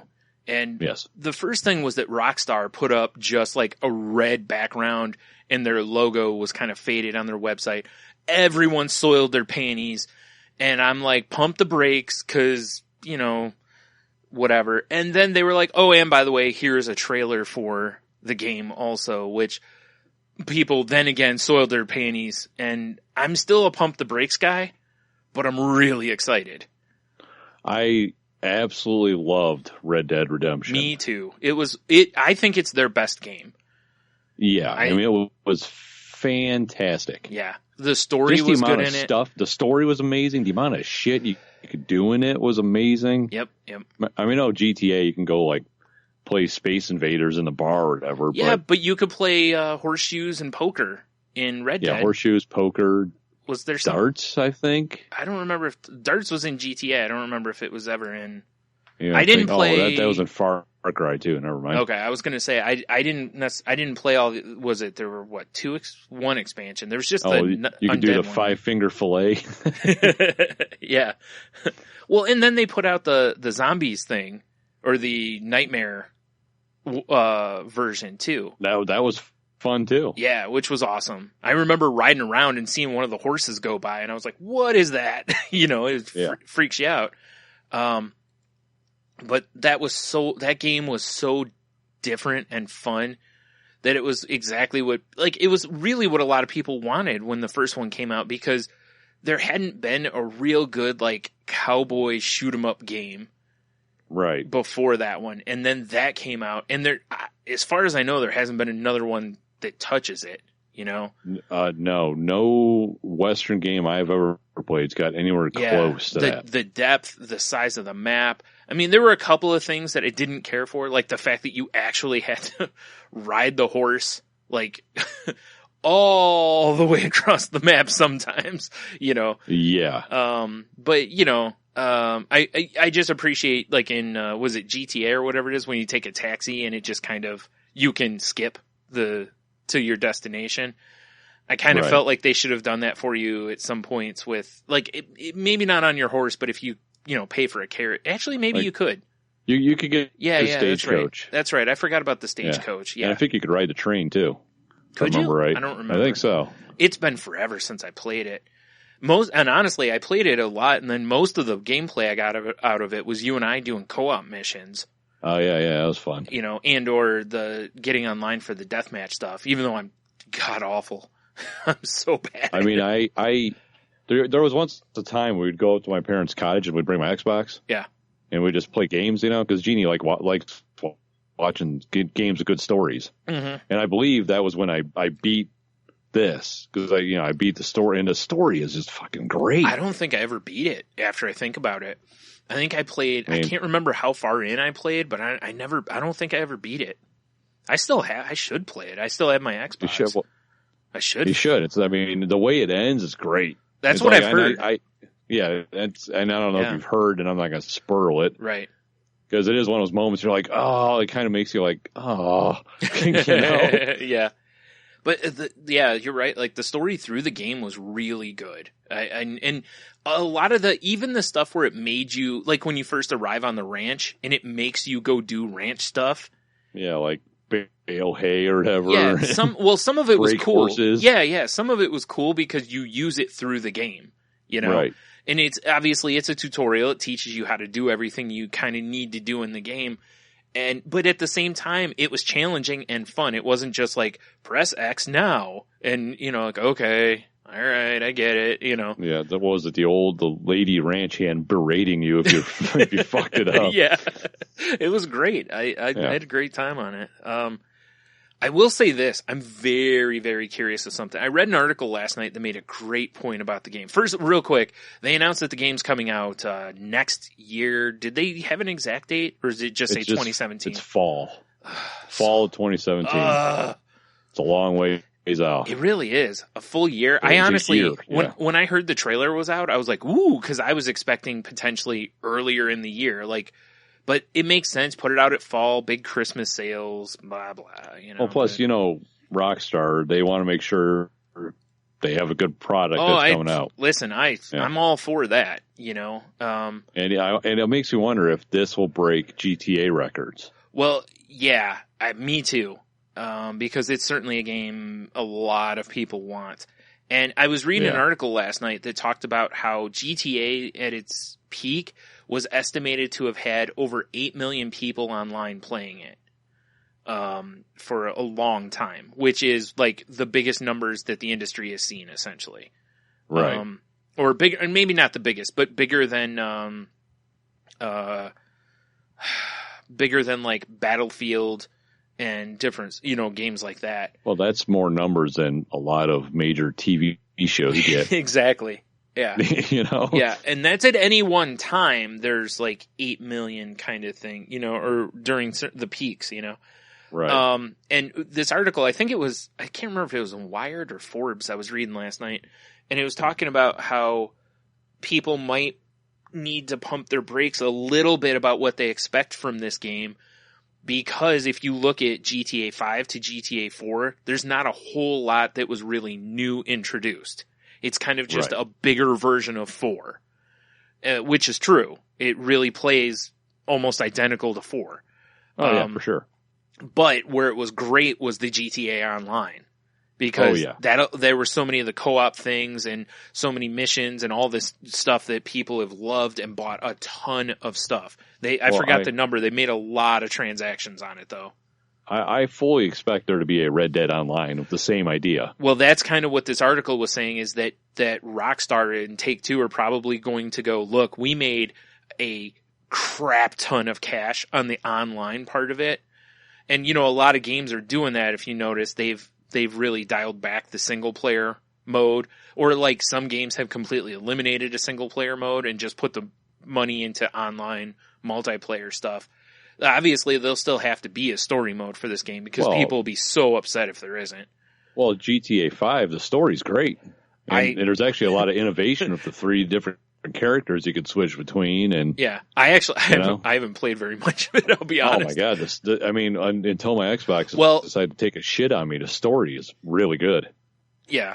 It's, I've said before on here, GTA is one of the most frustrating games to me because I always hit parts where I can't beat it. And then I just don't want to play it anymore. I haven't hit that part with this one, but I don't know if I've played past like the second mission. You should really invest into it. Well, part of it too is I have it on the 360 and I really want to get it on the PS4 because there's more stuff. And I kind of was thinking, I was like, maybe I'll, I had kind of thought about, at some point just, if I have the money, catching it when it's like $29.99 or something. And, right. Plus then I can play online with that, and I wouldn't have to have, because I don't have Xbox Live Gold anymore. So in order to play online for that, I'd have to get that just to play that. And it's like, I'd rather, because the Sony one, I generally have the PlayStation Network. So I'd rather just have it all on one thing, But anyway, this article was basically saying that they think that there's going to be more emphasis put on the online portion of Red Dead. That obviously there'll be improvements. Obviously graphics will be better. They'll have probably have a strong storyline. They'll probably work on the shooting mechanics and stuff to get them even better. And, stuff that was glitchy or whatever before they'll try to obviously resolve. And, but they were like, the real interesting part will be to see what the online component of the game might be. Definitely. Because I'm sure it's going to be great. Yeah, because so many people have played the co-op missions or, formed a gang or whatever in GTA. And the idea that you could do that in Red Dead again would be, you could do it in the first one. Because we did that a few times where we had like 3 or 4 of us riding together. And it was, it's always cool when you can get a group of you together and play. Form up a posse. Shoot 'em up. That's right, damn it. So I'm so excited for this game though. It kills me that it's a year away. I hate that so much. Well, especially because in that year there's going to be so much shit comes out that's going to make you want it even more. Of course, yeah, and as there should be, because if between what they do best, if between now and then nothing like makes me want it more, then you kind of got to go. Wait a minute, is this going to be any good?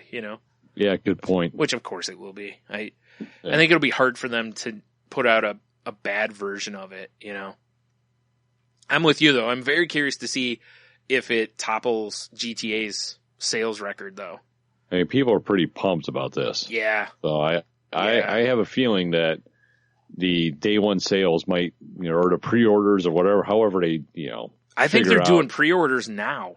Really? Which is crazy. It's a year out. There's no way I'd order it now, No. Because first of all, I don't even know if anybody's put up, how there's always exclusives and bonus stuff for pre-ordering. I don't know if there's any of that stuff out there now, Right. And that's what I would want to know is what kind of, also I'm really curious to see, and they'll put this off forever, but like what the multiplayer and potential download concepts are going to be for the game. Because the way Rockstar works, they put a game out and then they try to get like 5 years out of it before they put the next one out. They don't put a game, they don't put a GTA out every year. They put, because GTA 5 was released, 2 years ago?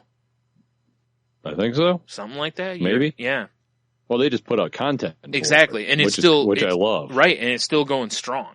It's not like, people still jump. It's still one of the top played games. And half the time, the content they put out, they just give you. Yeah. Which I also appreciate. Yep. Especially in the online stuff. Yep. Because there are ways you can buy things and get exclusive things by paying for it. I never bother with that stuff. Me neither. But I just generally don't have the money to put into it, more than anything. But, yeah. So, there's that. Fantastic. And the other thing that everyone soiled their pants over this week was yesterday Nintendo unveiled their new system. What do you think about this? The Switch. Yeah. I don't know about the name. Yeah, it's a weird name, but it's Nintendo. What are you going to do, right? Yeah. But what do you think? I mean, you watched the trailer, right? Yeah. What do you think of that concept? I think the concept is really cool. I'm very curious to see how many people actually use it for what the potential, because to me, what I see is it's like buying a Nintendo console and a DS in one. Right. Because it doesn't, it looks like something in the fact that you don't have to buy a separate game. Like, for instance, on the PS4, if you're playing Diablo or various other games, but if you're playing like Diablo 3 and you want to play it on your Vita, you have to have another copy of Diablo. Like, you can't just take the same version. You have to have, the Vita version of it. Right. Even though you can pick up your save point and go. With this, it looks like you can just pause the game, pull the smaller little screen out. Yeah, and boom, you're on the go. So that means one game to purchase instead of two, and you have portability, which is awesome. Because if you're you're going on a trip, and you're like, man, I'm going to take me some Mario Kart. You just there you go. You don't have to. I have to buy another system and a Mario Kart. A copy of that. And well, I like the fact that it looks like it's got the little controller that you slide the sides off of, and you can put them on the screens when it's portable. Yeah. But then you can take the controllers off and if I had one, yep, I could be like, hey, let's play some Mario Kart, and I can hand you one of the little controllers, and we can split screen it. Right. And my only concern with that is those look really small. Like, when you're holding them, I think for people with big hands, those things are going to be a mess. Yeah, but for portability's sake? No, I totally get it. I understand. Yeah. It's just, I think some people, because of the size of their hands, may have real issues playing with those little things, but it's a cool idea. And without having one on my hand, I can't tell, And maybe they'll put out some sort of grip on it so it's easier to hang on to or whatever, or maybe they'll have bigger ones available, which would be a great idea. Well, I'm looking right now. I'm wired to have everything we know about the Nintendo Switch. Yeah. And there's almost a decoupage, Brian, of pictures. And one of them is the Nintendo Switch Pro controller. Right. And the guy is holding it wireless. So and it looks a whole lot like an Xbox controller. Yeah, exactly. But I'm totally down for something like that too. No, unless the thing's ungodly expensive. Right. Like the Xbox Pro controllers that are, what are they, like $130 or $150? Yeah, those are ridiculous. Forget that. But it seems like that, even if you have multiple people to have these and you get them together where you guys could play against each other, almost like a LAN party situation. Yeah, that's why I said I like a lot of the things that it does. Like, it's got the little leg on the back so you can prop it up and play on the go too. Kickstand. Although I will say this, I kind of feel like it needs two of those just in case. But I've dealt with one wobbly kickstand before. Sometimes it's no good. Right, that's what I'm saying. Is it's if you have two, it's not as bad. But it's a cool idea. I really liked the fact that they were trying to come up with something that takes a console and moves it to another plane, which is, you don't have to just sit here and play. You can, like, it shows the girl sitting in her apartment playing Mario, and then like her friends are across the, in another building up on having a roof party. She takes the whole deal with her, and then splits the controllers up, and a couple of them are playing together. It's a cool concept for that kind of stuff, or parents traveling with kids. You've got for sure. Boom, you have two controllers, and the kids can play a game. And whatever. Obviously the stuff I'm curious about still will be price point, because if I bought one of these, I would never buy another Nintendo Portable. Yeah, well, I bet you unless they have something amazing for the portable system, that they probably just stop supporting it. That's kind of what I was thinking too. I don't know. We'll see. But because then their system is their portable system, basically. Exactly. And that's kind of my thing. And since you don't have to buy, you wouldn't have to. And again, it's like, why would you buy the portable system unless it's like, unless this is like $500 and a portable, like a DS is still $150, you know? Right. It's like, if this is $300 and a DS is $150, I'd just wait until I could afford this, because it literally is buying two consoles in one, you know? But I mean, it's pretty fucking innovative. It's basically yeah. I mean, look at your phone or your tablets. I mean, the screens are amazing on them. And if they have the right software or right hardware, they can play anything. Yeah. I saw someone, like, I read something that asked a couple of questions, like things they're curious about, which is like, one, is the screen a touch screen of any kind? Because I don't think in the commercial, I don't think anybody touches the screen. I don't think so either. One, of course, is battery life. Well, yeah, that's going to be important. Because any portable device, battery life is always a concern, you know? Especially a screen that big. Yeah, exactly. Yeah. Yep. And storage is another one. But, you know, I was talking with Fluffy Bunny Ash last night, and she mentioned, like, with the storage capabilities, since they're going to be on those little cartridges, like DS uses. Right. And, like she said, you can make those kind of any size. You know, so they really could give capabilities, and they use an what do you call it? An SD, like a SIM card. Yeah, a little micro SD. Right. So you can buy giant ones of those. So potentially, it shouldn't be bad, you know? Right. So we'll see on that. But price obviously is the number one thing at this point. Well, and one of the things and actually I was talking to Logan about this. Yeah. Because he was like, Dad, you see that Nintendo Switch? That looks pretty, you know. And I asked him, I'm like, yeah, the only thing I'm worried about is software developers are going to line up with Nintendo. Yeah. Well, in this Wired article, they have a screen cap of all the different people that have signed on. There's a lot of decent video game companies that are on board. Yeah, and Bethesda's already got Skyrim confirmed. Yeah, because in the commercial, the dude's playing Skyrim. Yep, which is pretty awesome because in the past, Nintendo consoles wouldn't have gotten Skyrim. No. So the fact that it has Skyrim is awesome. I'm curious to see. I'm very curious as we go forward to see what other games 100% will be on it. Like, I love the fact too that the games that they showed weren't all Nintendo cartoony games. Like, they showed the basketball game, which probably is 2K17, right. NBA 2K17, which looked great. Like, watching them play it looked fantastic. And it was interesting to me too, because they were playing with the small controllers. Yeah. Playing that game, and I'm like, really? Well, that's just a stick and 4 buttons. I think so, unless there's something I couldn't see on there somewhere. Yeah. So, which is cool because I don't like how a lot of the sports games have gotten where you have to know like 90 button configurations, you know, to play. I miss the days. The good old days. Yeah, I miss the days of playing on like, Super Nintendo. Yeah. Like, that was enough buttons for me. I didn't need any more than that. and the things that are they're gonna nail is there's gonna be a Super Mario game for sure. Well, we saw it in the commercial. Yeah. Yep. And of course, the open world Zelda game everyone's already been excited about. Right. Now, it's weird because that Zelda game is going to be on the Wii U, and they said in the article or whatever that the same game will be on the Switch. The Switch. Which is a little disappointing, but at the same time understandable because it hasn't launched, so clearly you're not going to develop two Zelda games at the same time, basically. That wouldn't, just cost effective wise, that's not smart, But entertain would be to bust one of these out and then do 2-player like Smash Brothers. Yes. Just on the fly. Exactly. Well, and again, they already confirmed a Mario Kart, which Nintendo puts a Mario Kart on every platform. So exactly, because it's too damn good. Yep. I mean, that's one thing Nintendo's amazing at is their own platform, their own games. Right. And they crush them. Ashley told me that that's enough for her. Like she still wants it because of Mario Kart, and Zelda. That's enough basically.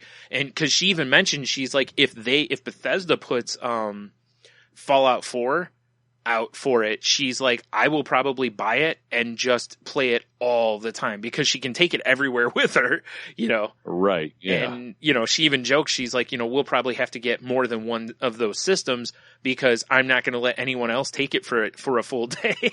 That's pretty funny. Yeah. And I mentioned I could see parents having that same issue with their kids too because of the portability and be like, no, you got to leave it here. And some parents eventually just buy two, you know. Son, leave it in the stand. Yeah, exactly. Well, plus having multiples isn't all bad because like you said, you know, it showed people playing it like a pro event basically, and they've all got one and they lock it into a thing, you know, but before that they're practicing on them, you know. Which I'm not 100% sure what that game, it looked like a squad-based shooter, kind of like Team Fortress looking almost. It's Splatoon. Oh, I have no idea what that is. That game was huge. It's a paintball shooter on the Wii U, and it was a big deal. So, well, there you go. See, I pretty much, you know, unless I'm involved in the world of Nintendo, I avoid all news about it because I enjoy Nintendo games. Right. No, I only knew about it because someone in one of the groups I'm in was like, you know, do you guys like talking about her kids loving that game? And I'm like, I don't even know what this is. And I looked it up and I was like, oh, it actually looks like a lot of fun. So, yeah, it's, I'm pretty excited about it unless they drop like an ungodly price point, which I gotta feel like this thing's $300.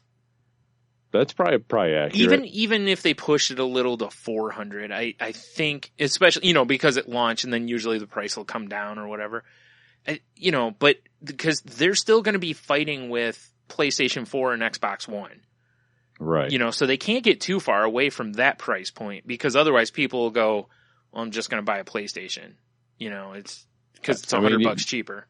The thing they got going for it is I bet you it doesn't have the power that a PlayStation 4 or an Xbox One has. I don't know. I read that it's using like a brand new chip.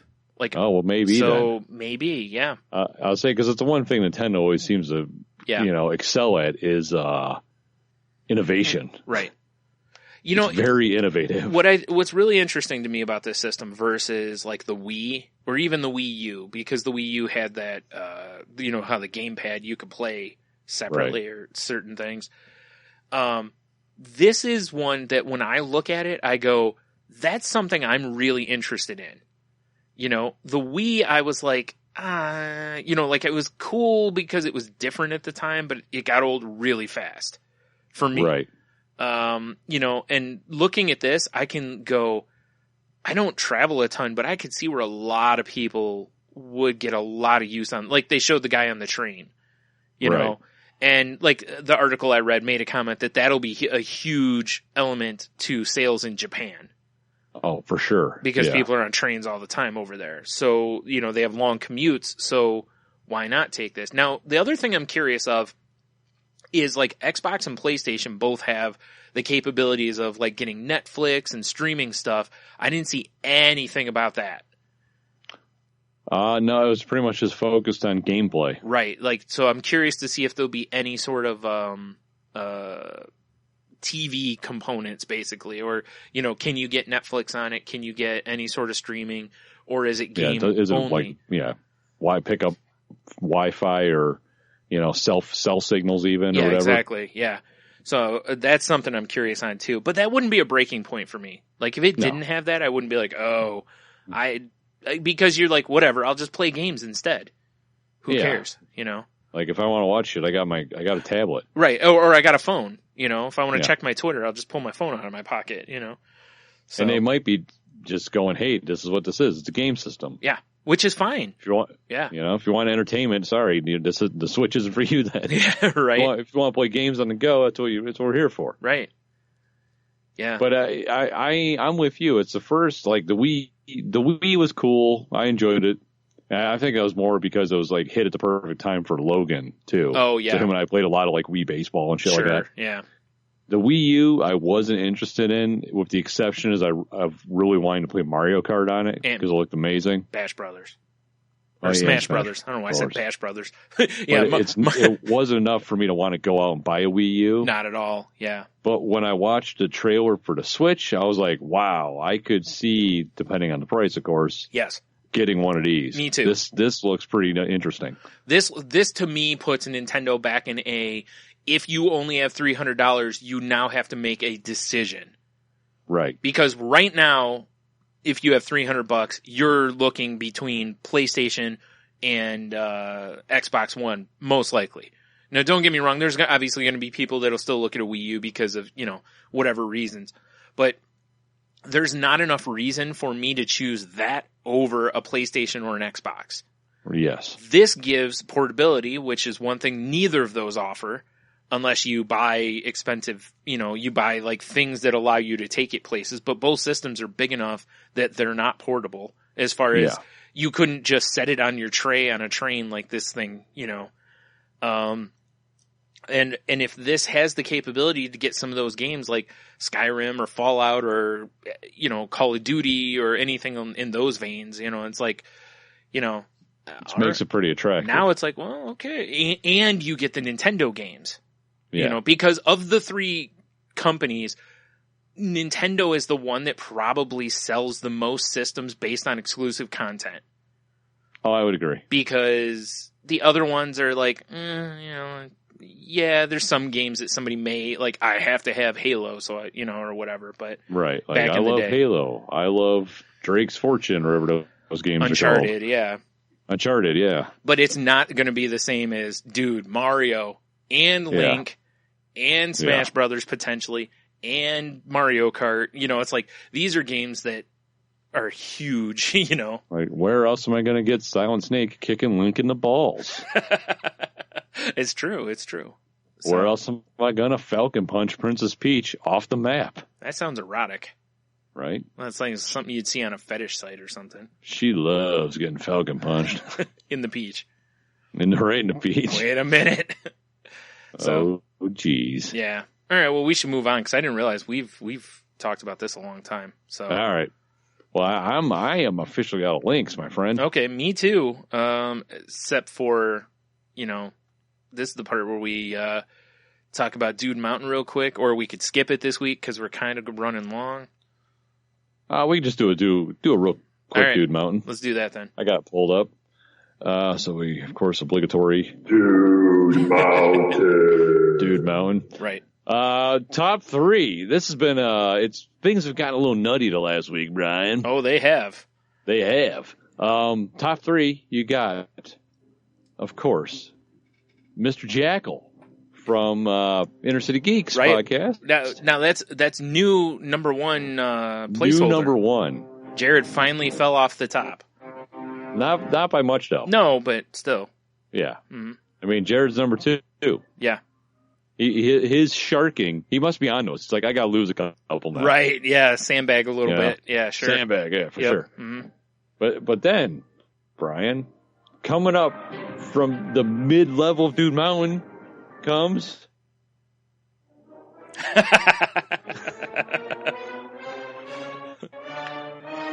Could it be Brian, the king of Twitter? Well, do you know what it is? I have more peasants to carry me now. Oh, that's true. So I made a little climb. On your, not a rickshaw, whatever those things are. Do you know what's really funny about it is that I only got 9 points this past week. Most weeks I've been getting 8 points.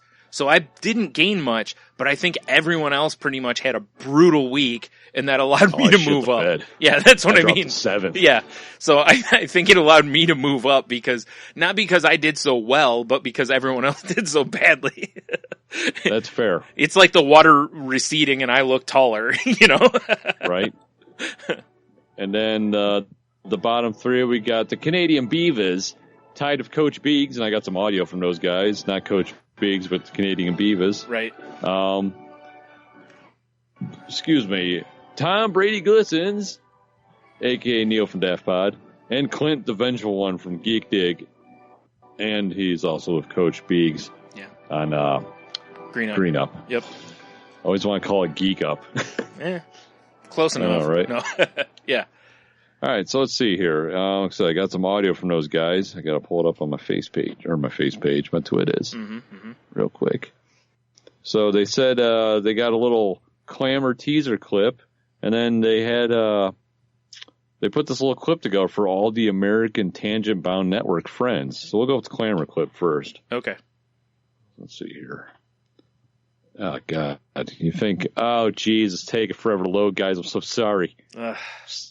Sorry. It's brutal, Tony. You're killing us. You're killing us. I know, right? We run a tight ship here. Dude Mountain. Yes. Your favorite dog pile. What's happening there? Oh, I the bed again. Censored. I don't know why. I do great in our fantasy league, and then it's the exact opposite on Dude Mountain. So what you're saying is you're really great at playing American football fantasy with Canadians, but when you play with actual Americans... Yes, I get my ass handed to me. That's pretty funny. Now, in fairness... picking against the spread is not an easy thing to do. So, no, picking with spread it's ridiculous sometimes. Right. So that's all it is that, the spread is kicking your ass, not us. Yeah, no. Yeah. I mean, yes, Americans. Yes, but no. America. Okay. Yeah. And then they have, I'm not sure what this is either. It's like a little clip for us Americans down here. Oh, geez, loading. Okay, here we go. To all our American friends at the Tangent Bound Network, this is Roman and Rob of the Roman Podcast with a message for you. We understand you're worried about the upcoming elections, whether it's your freakishly small hands, your love for pantsuits, or your independent lack of interest. Some of you may be considering moving to Canada. Regardless of what side of the political fence you fall on, the Roman Podcast is here to help. We've put together a thorough package to help you transition from loud American to meek and polite Canadian. When you come over the border, you'll be supplied with a Tabernacle meal plan, heavy on the Tim Hortons, maple syrup, and poutine. Also, you'll be receiving Canada's best-selling novel, 101 Ways to Apologize for Everything. And finally, you get the password to cross the border. The password is the word password. Sorry, we've been meaning to change that. So Tangent Bound Network friends, bring the NFL, leave behind the guns, and we'll cover the healthcare. It's about time you move up here, eh? This message brought to you by the Roman Podcast.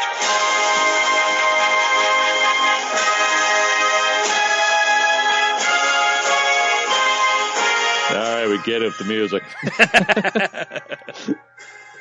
Very official sounding. I know, isn't it? That was nice. A little care package. Although, I don't have any guns, but what if I decide to buy some and I want to take them with me? That's tough. You can't. What if I want to unload Hot Freedom on a Moosetine somewhere? You have to apologize it to death, I guess. I don't know. I guess. Just keep feeding it poutine. Eventually, nature will take course. Oh, and then think of the delicious Moosetine meat, all marinated with poutine. Did you say Moosetine? I did. All right. Just making sure. Yeah. Moosetine? Yeah. I don't know. Oh, Moosetine. I am so in for a steaming plate of Moosetine served on like antlers. Sure. Then we can swing by Ashley's for an ostrich barbecue. Boom. Perfect. A minute. Yeah. Boy, we're going to have a great time in Canada. I want some Moosetine. I want some ostrich barbecue. And I want one of them ostrich egg omelets. Right. And then we can wash it all down with a liter of maple syrup. Yes. Maple syrup. I hope and they don't spit in it. Sweet, sweet Canadian whiskey. Well, yeah. I mean, for science. Duh. So honestly, check those guys out. The Roman Pod and Cast. I should pull my phone back up. Give the official Twitter handle of these guys. At Roman Pod and Cast on the Twitter machine. There you go. Check those guys out. Tangent Bound Network. Fellas. Do it. Do it. Or don't, but do it. Or don't. Yeah. Yeah. All right. So that was our Dude Mountain picks. All right. So cue the W then. Cue the W. That's some fine intro music right there. You like that? We really need some sort of Q to W intro music, don't we? We do. I don't know what that would be exactly. I don't know. Yeah, that's a good question. Probably some sort of sick hip hop. Probably something we could dance to. Oh yeah, definitely. So last week we asked everybody what celebrity should be our third mic for a month. Yeah. Right. I got a couple answers on Face page. I got Jared FRJ, second place silver medal winner. Corey Feldman says, I think that human train wreck would make for some pure podcast gold, especially if you let him sing and dance on video, which we would. Obviously, yeah. Obviously. And then I also have Matthew McDonough former, or not former, going to be my future pal in colon splitting with fire. Yeah, that sounded really awful. It's going to be. Yeah. We're going to look like the tire tracks from Back to the Future. Yeah, that's pretty accurate. No, right? No skid marks, just burns. Just burns. Yeah. Burns a confused professor. Right. I hope Dev is dressing up as a professor. Yes. He says, if it's not the first lady of space violence, you're doing it wrong. So he's petitioning for Jeannie of Salty Language to be the third mic of Salty Language. He's elevating her to celebrity status also. This is very true. Never thought about that. Yeah. Well, there you go. Mm-hmm. Number 3 on the Salty Language show, number 1 in the Hearts of Millions.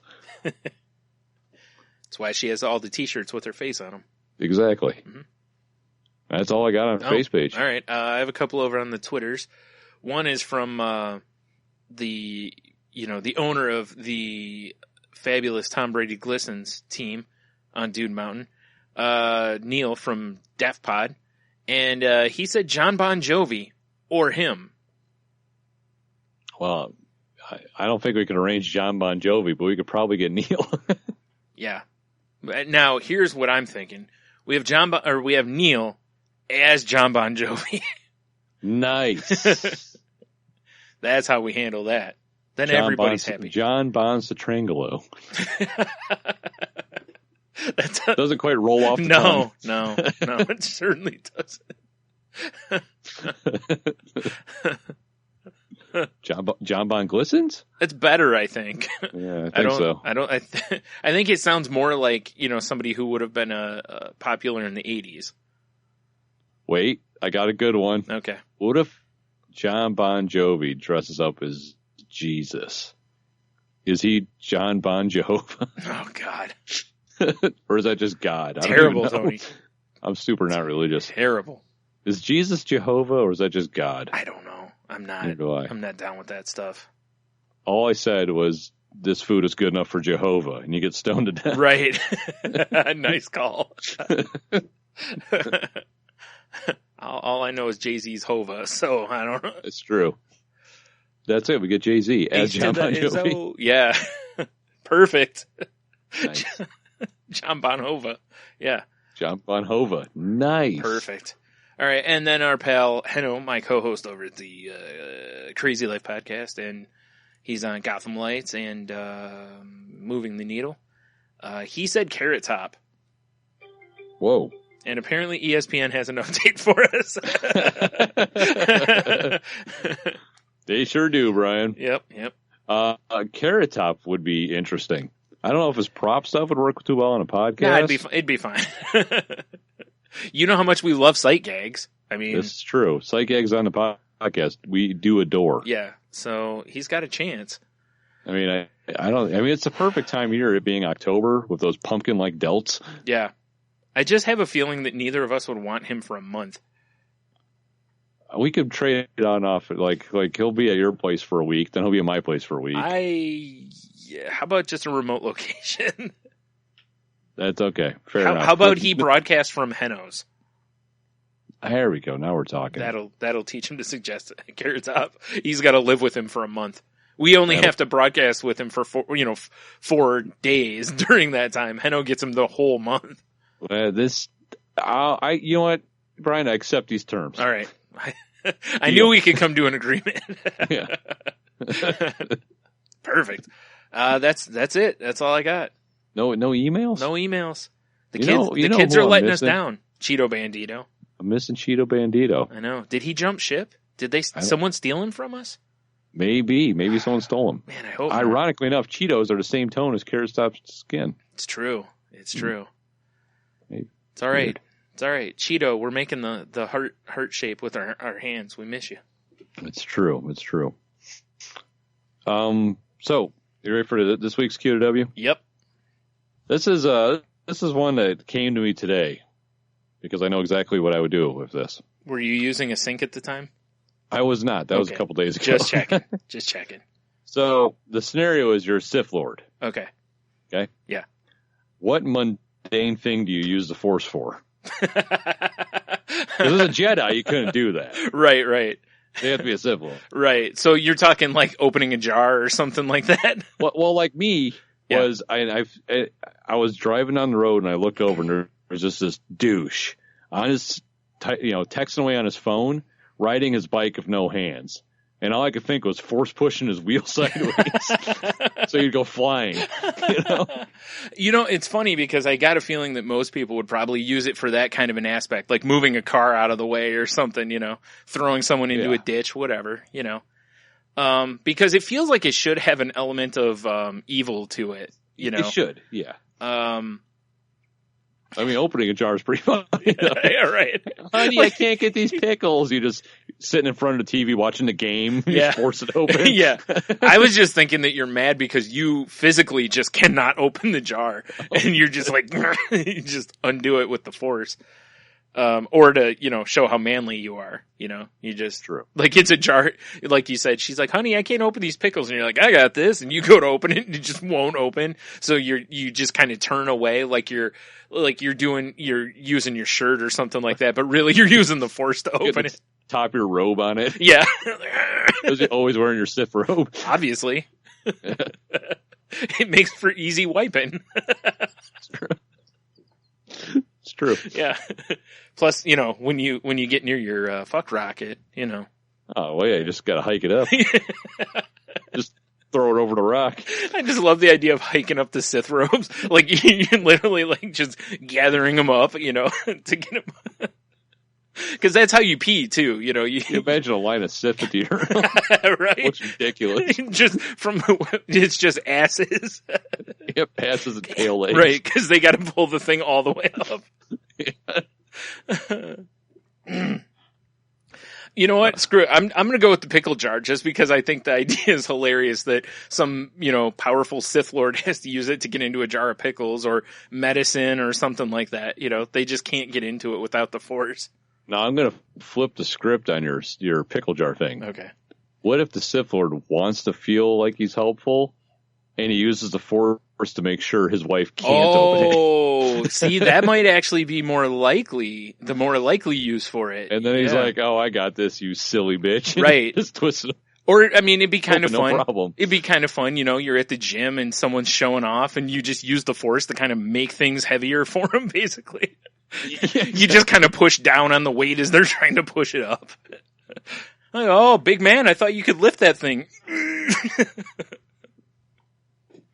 Yeah, just stuff like that. Yeah. Yes, I like this idea. Yeah, I'm going to go with that. I just like the pickle jar thing. I think yours is better, though. I like the idea of tightening or just being a jerk doing stuff like that. Yeah, just being a dick. Like either throwing the guy's bike wheel sideways or like squeezing his brake caliper on his front tire. Yeah. Yeah. Force pushing a door so someone can't open it, Like, they're trying to push way it too fast in the nose. Exactly, yeah. Just being a dick. Just being a dick. Yeah. That's great. I like that. That's much better. Yeah. Oh, there you go. Yep. So there you go. I think that's it, right? That is it. All right. Well, as always, go to saltylanguage.com. Tony will have videos and links and whatnot up there. And there's the Amazon link over on it's the lower right side, right? Indeed. Okay. There's just a column of happiness, but the Amazon link's towards the bottom. Right. So if you're going to shop on Amazon, please swing by saltylanguage.com first. Scroll down, click on the Amazon link, and then just shop away. It doesn't cost you anything extra, just, a click or two.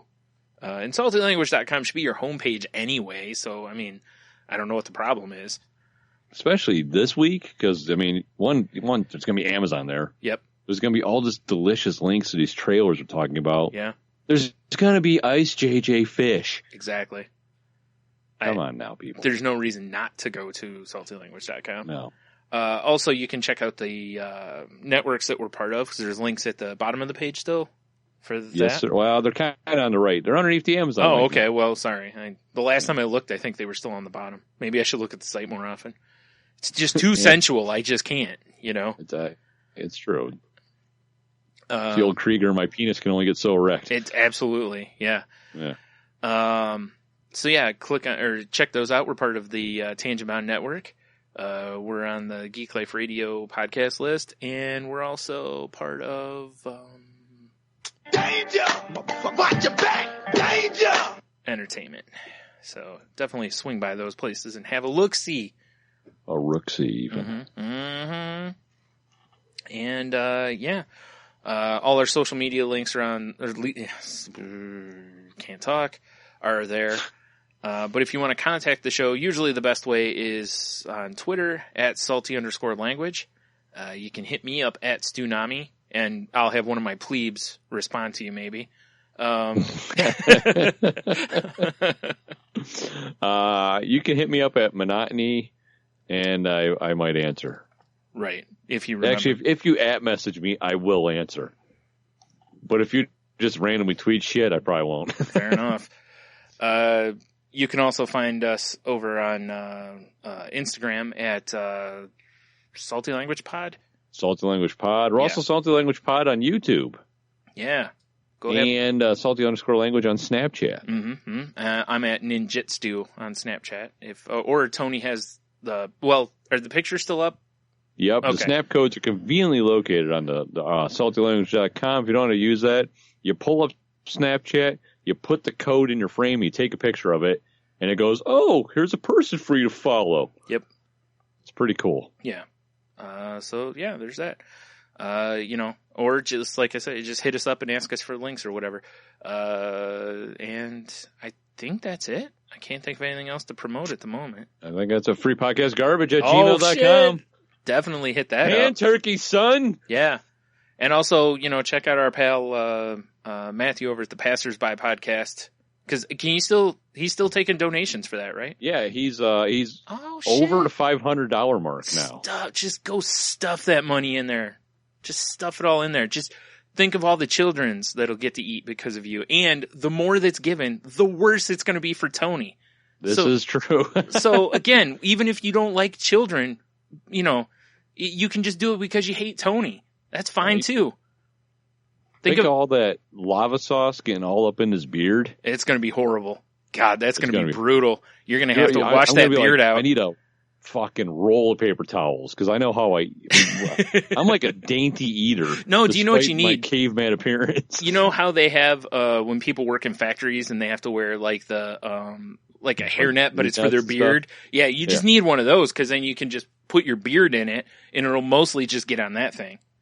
Then at the end, you can take it off like it's a cheetah thong. That's super rude to my beard. I don't want to lock it up. But then you could give away the mask for, in the podcast garbage. Game use, son. Game use. Sign that some bitch and just tuck it in an envelope. Oh my God. Wow. I just karate chopped my headphones off my face. Oh, and shit. my glasses went flying. I think my nose is bleeding. I may have made some little cumsies. I don't know what happened. That's an odd response to karate chopping your head speakers off, but oh man. All right. So check him out at we'll have the link in the I'll include the link. I'll put up in this week's links again on our website. Right. So definitely go check it out because it's for a good cause. And by that, of course, I mean the destruction of their colons. Colons, esophagi. Mm-hmm. So there you go. And Mises. Meeson. Or Moosin, I'm sorry. Moosin, yeah. So with that, I guess it's that time, kids. Have a beer, you'll be fine. I thought we were going to do the Mickey Mouse Clubhouse sign-off or something. But if you stay want. salty. No, I don't want to. No? Okay. And enjoy your moosin', I guess. I don't. Moosetine. Moosetine, yeah. Enjoy your Moosetine. Can you get a Moosetine filled donut at Tim Hortons? You should be able to. I think so. Me too.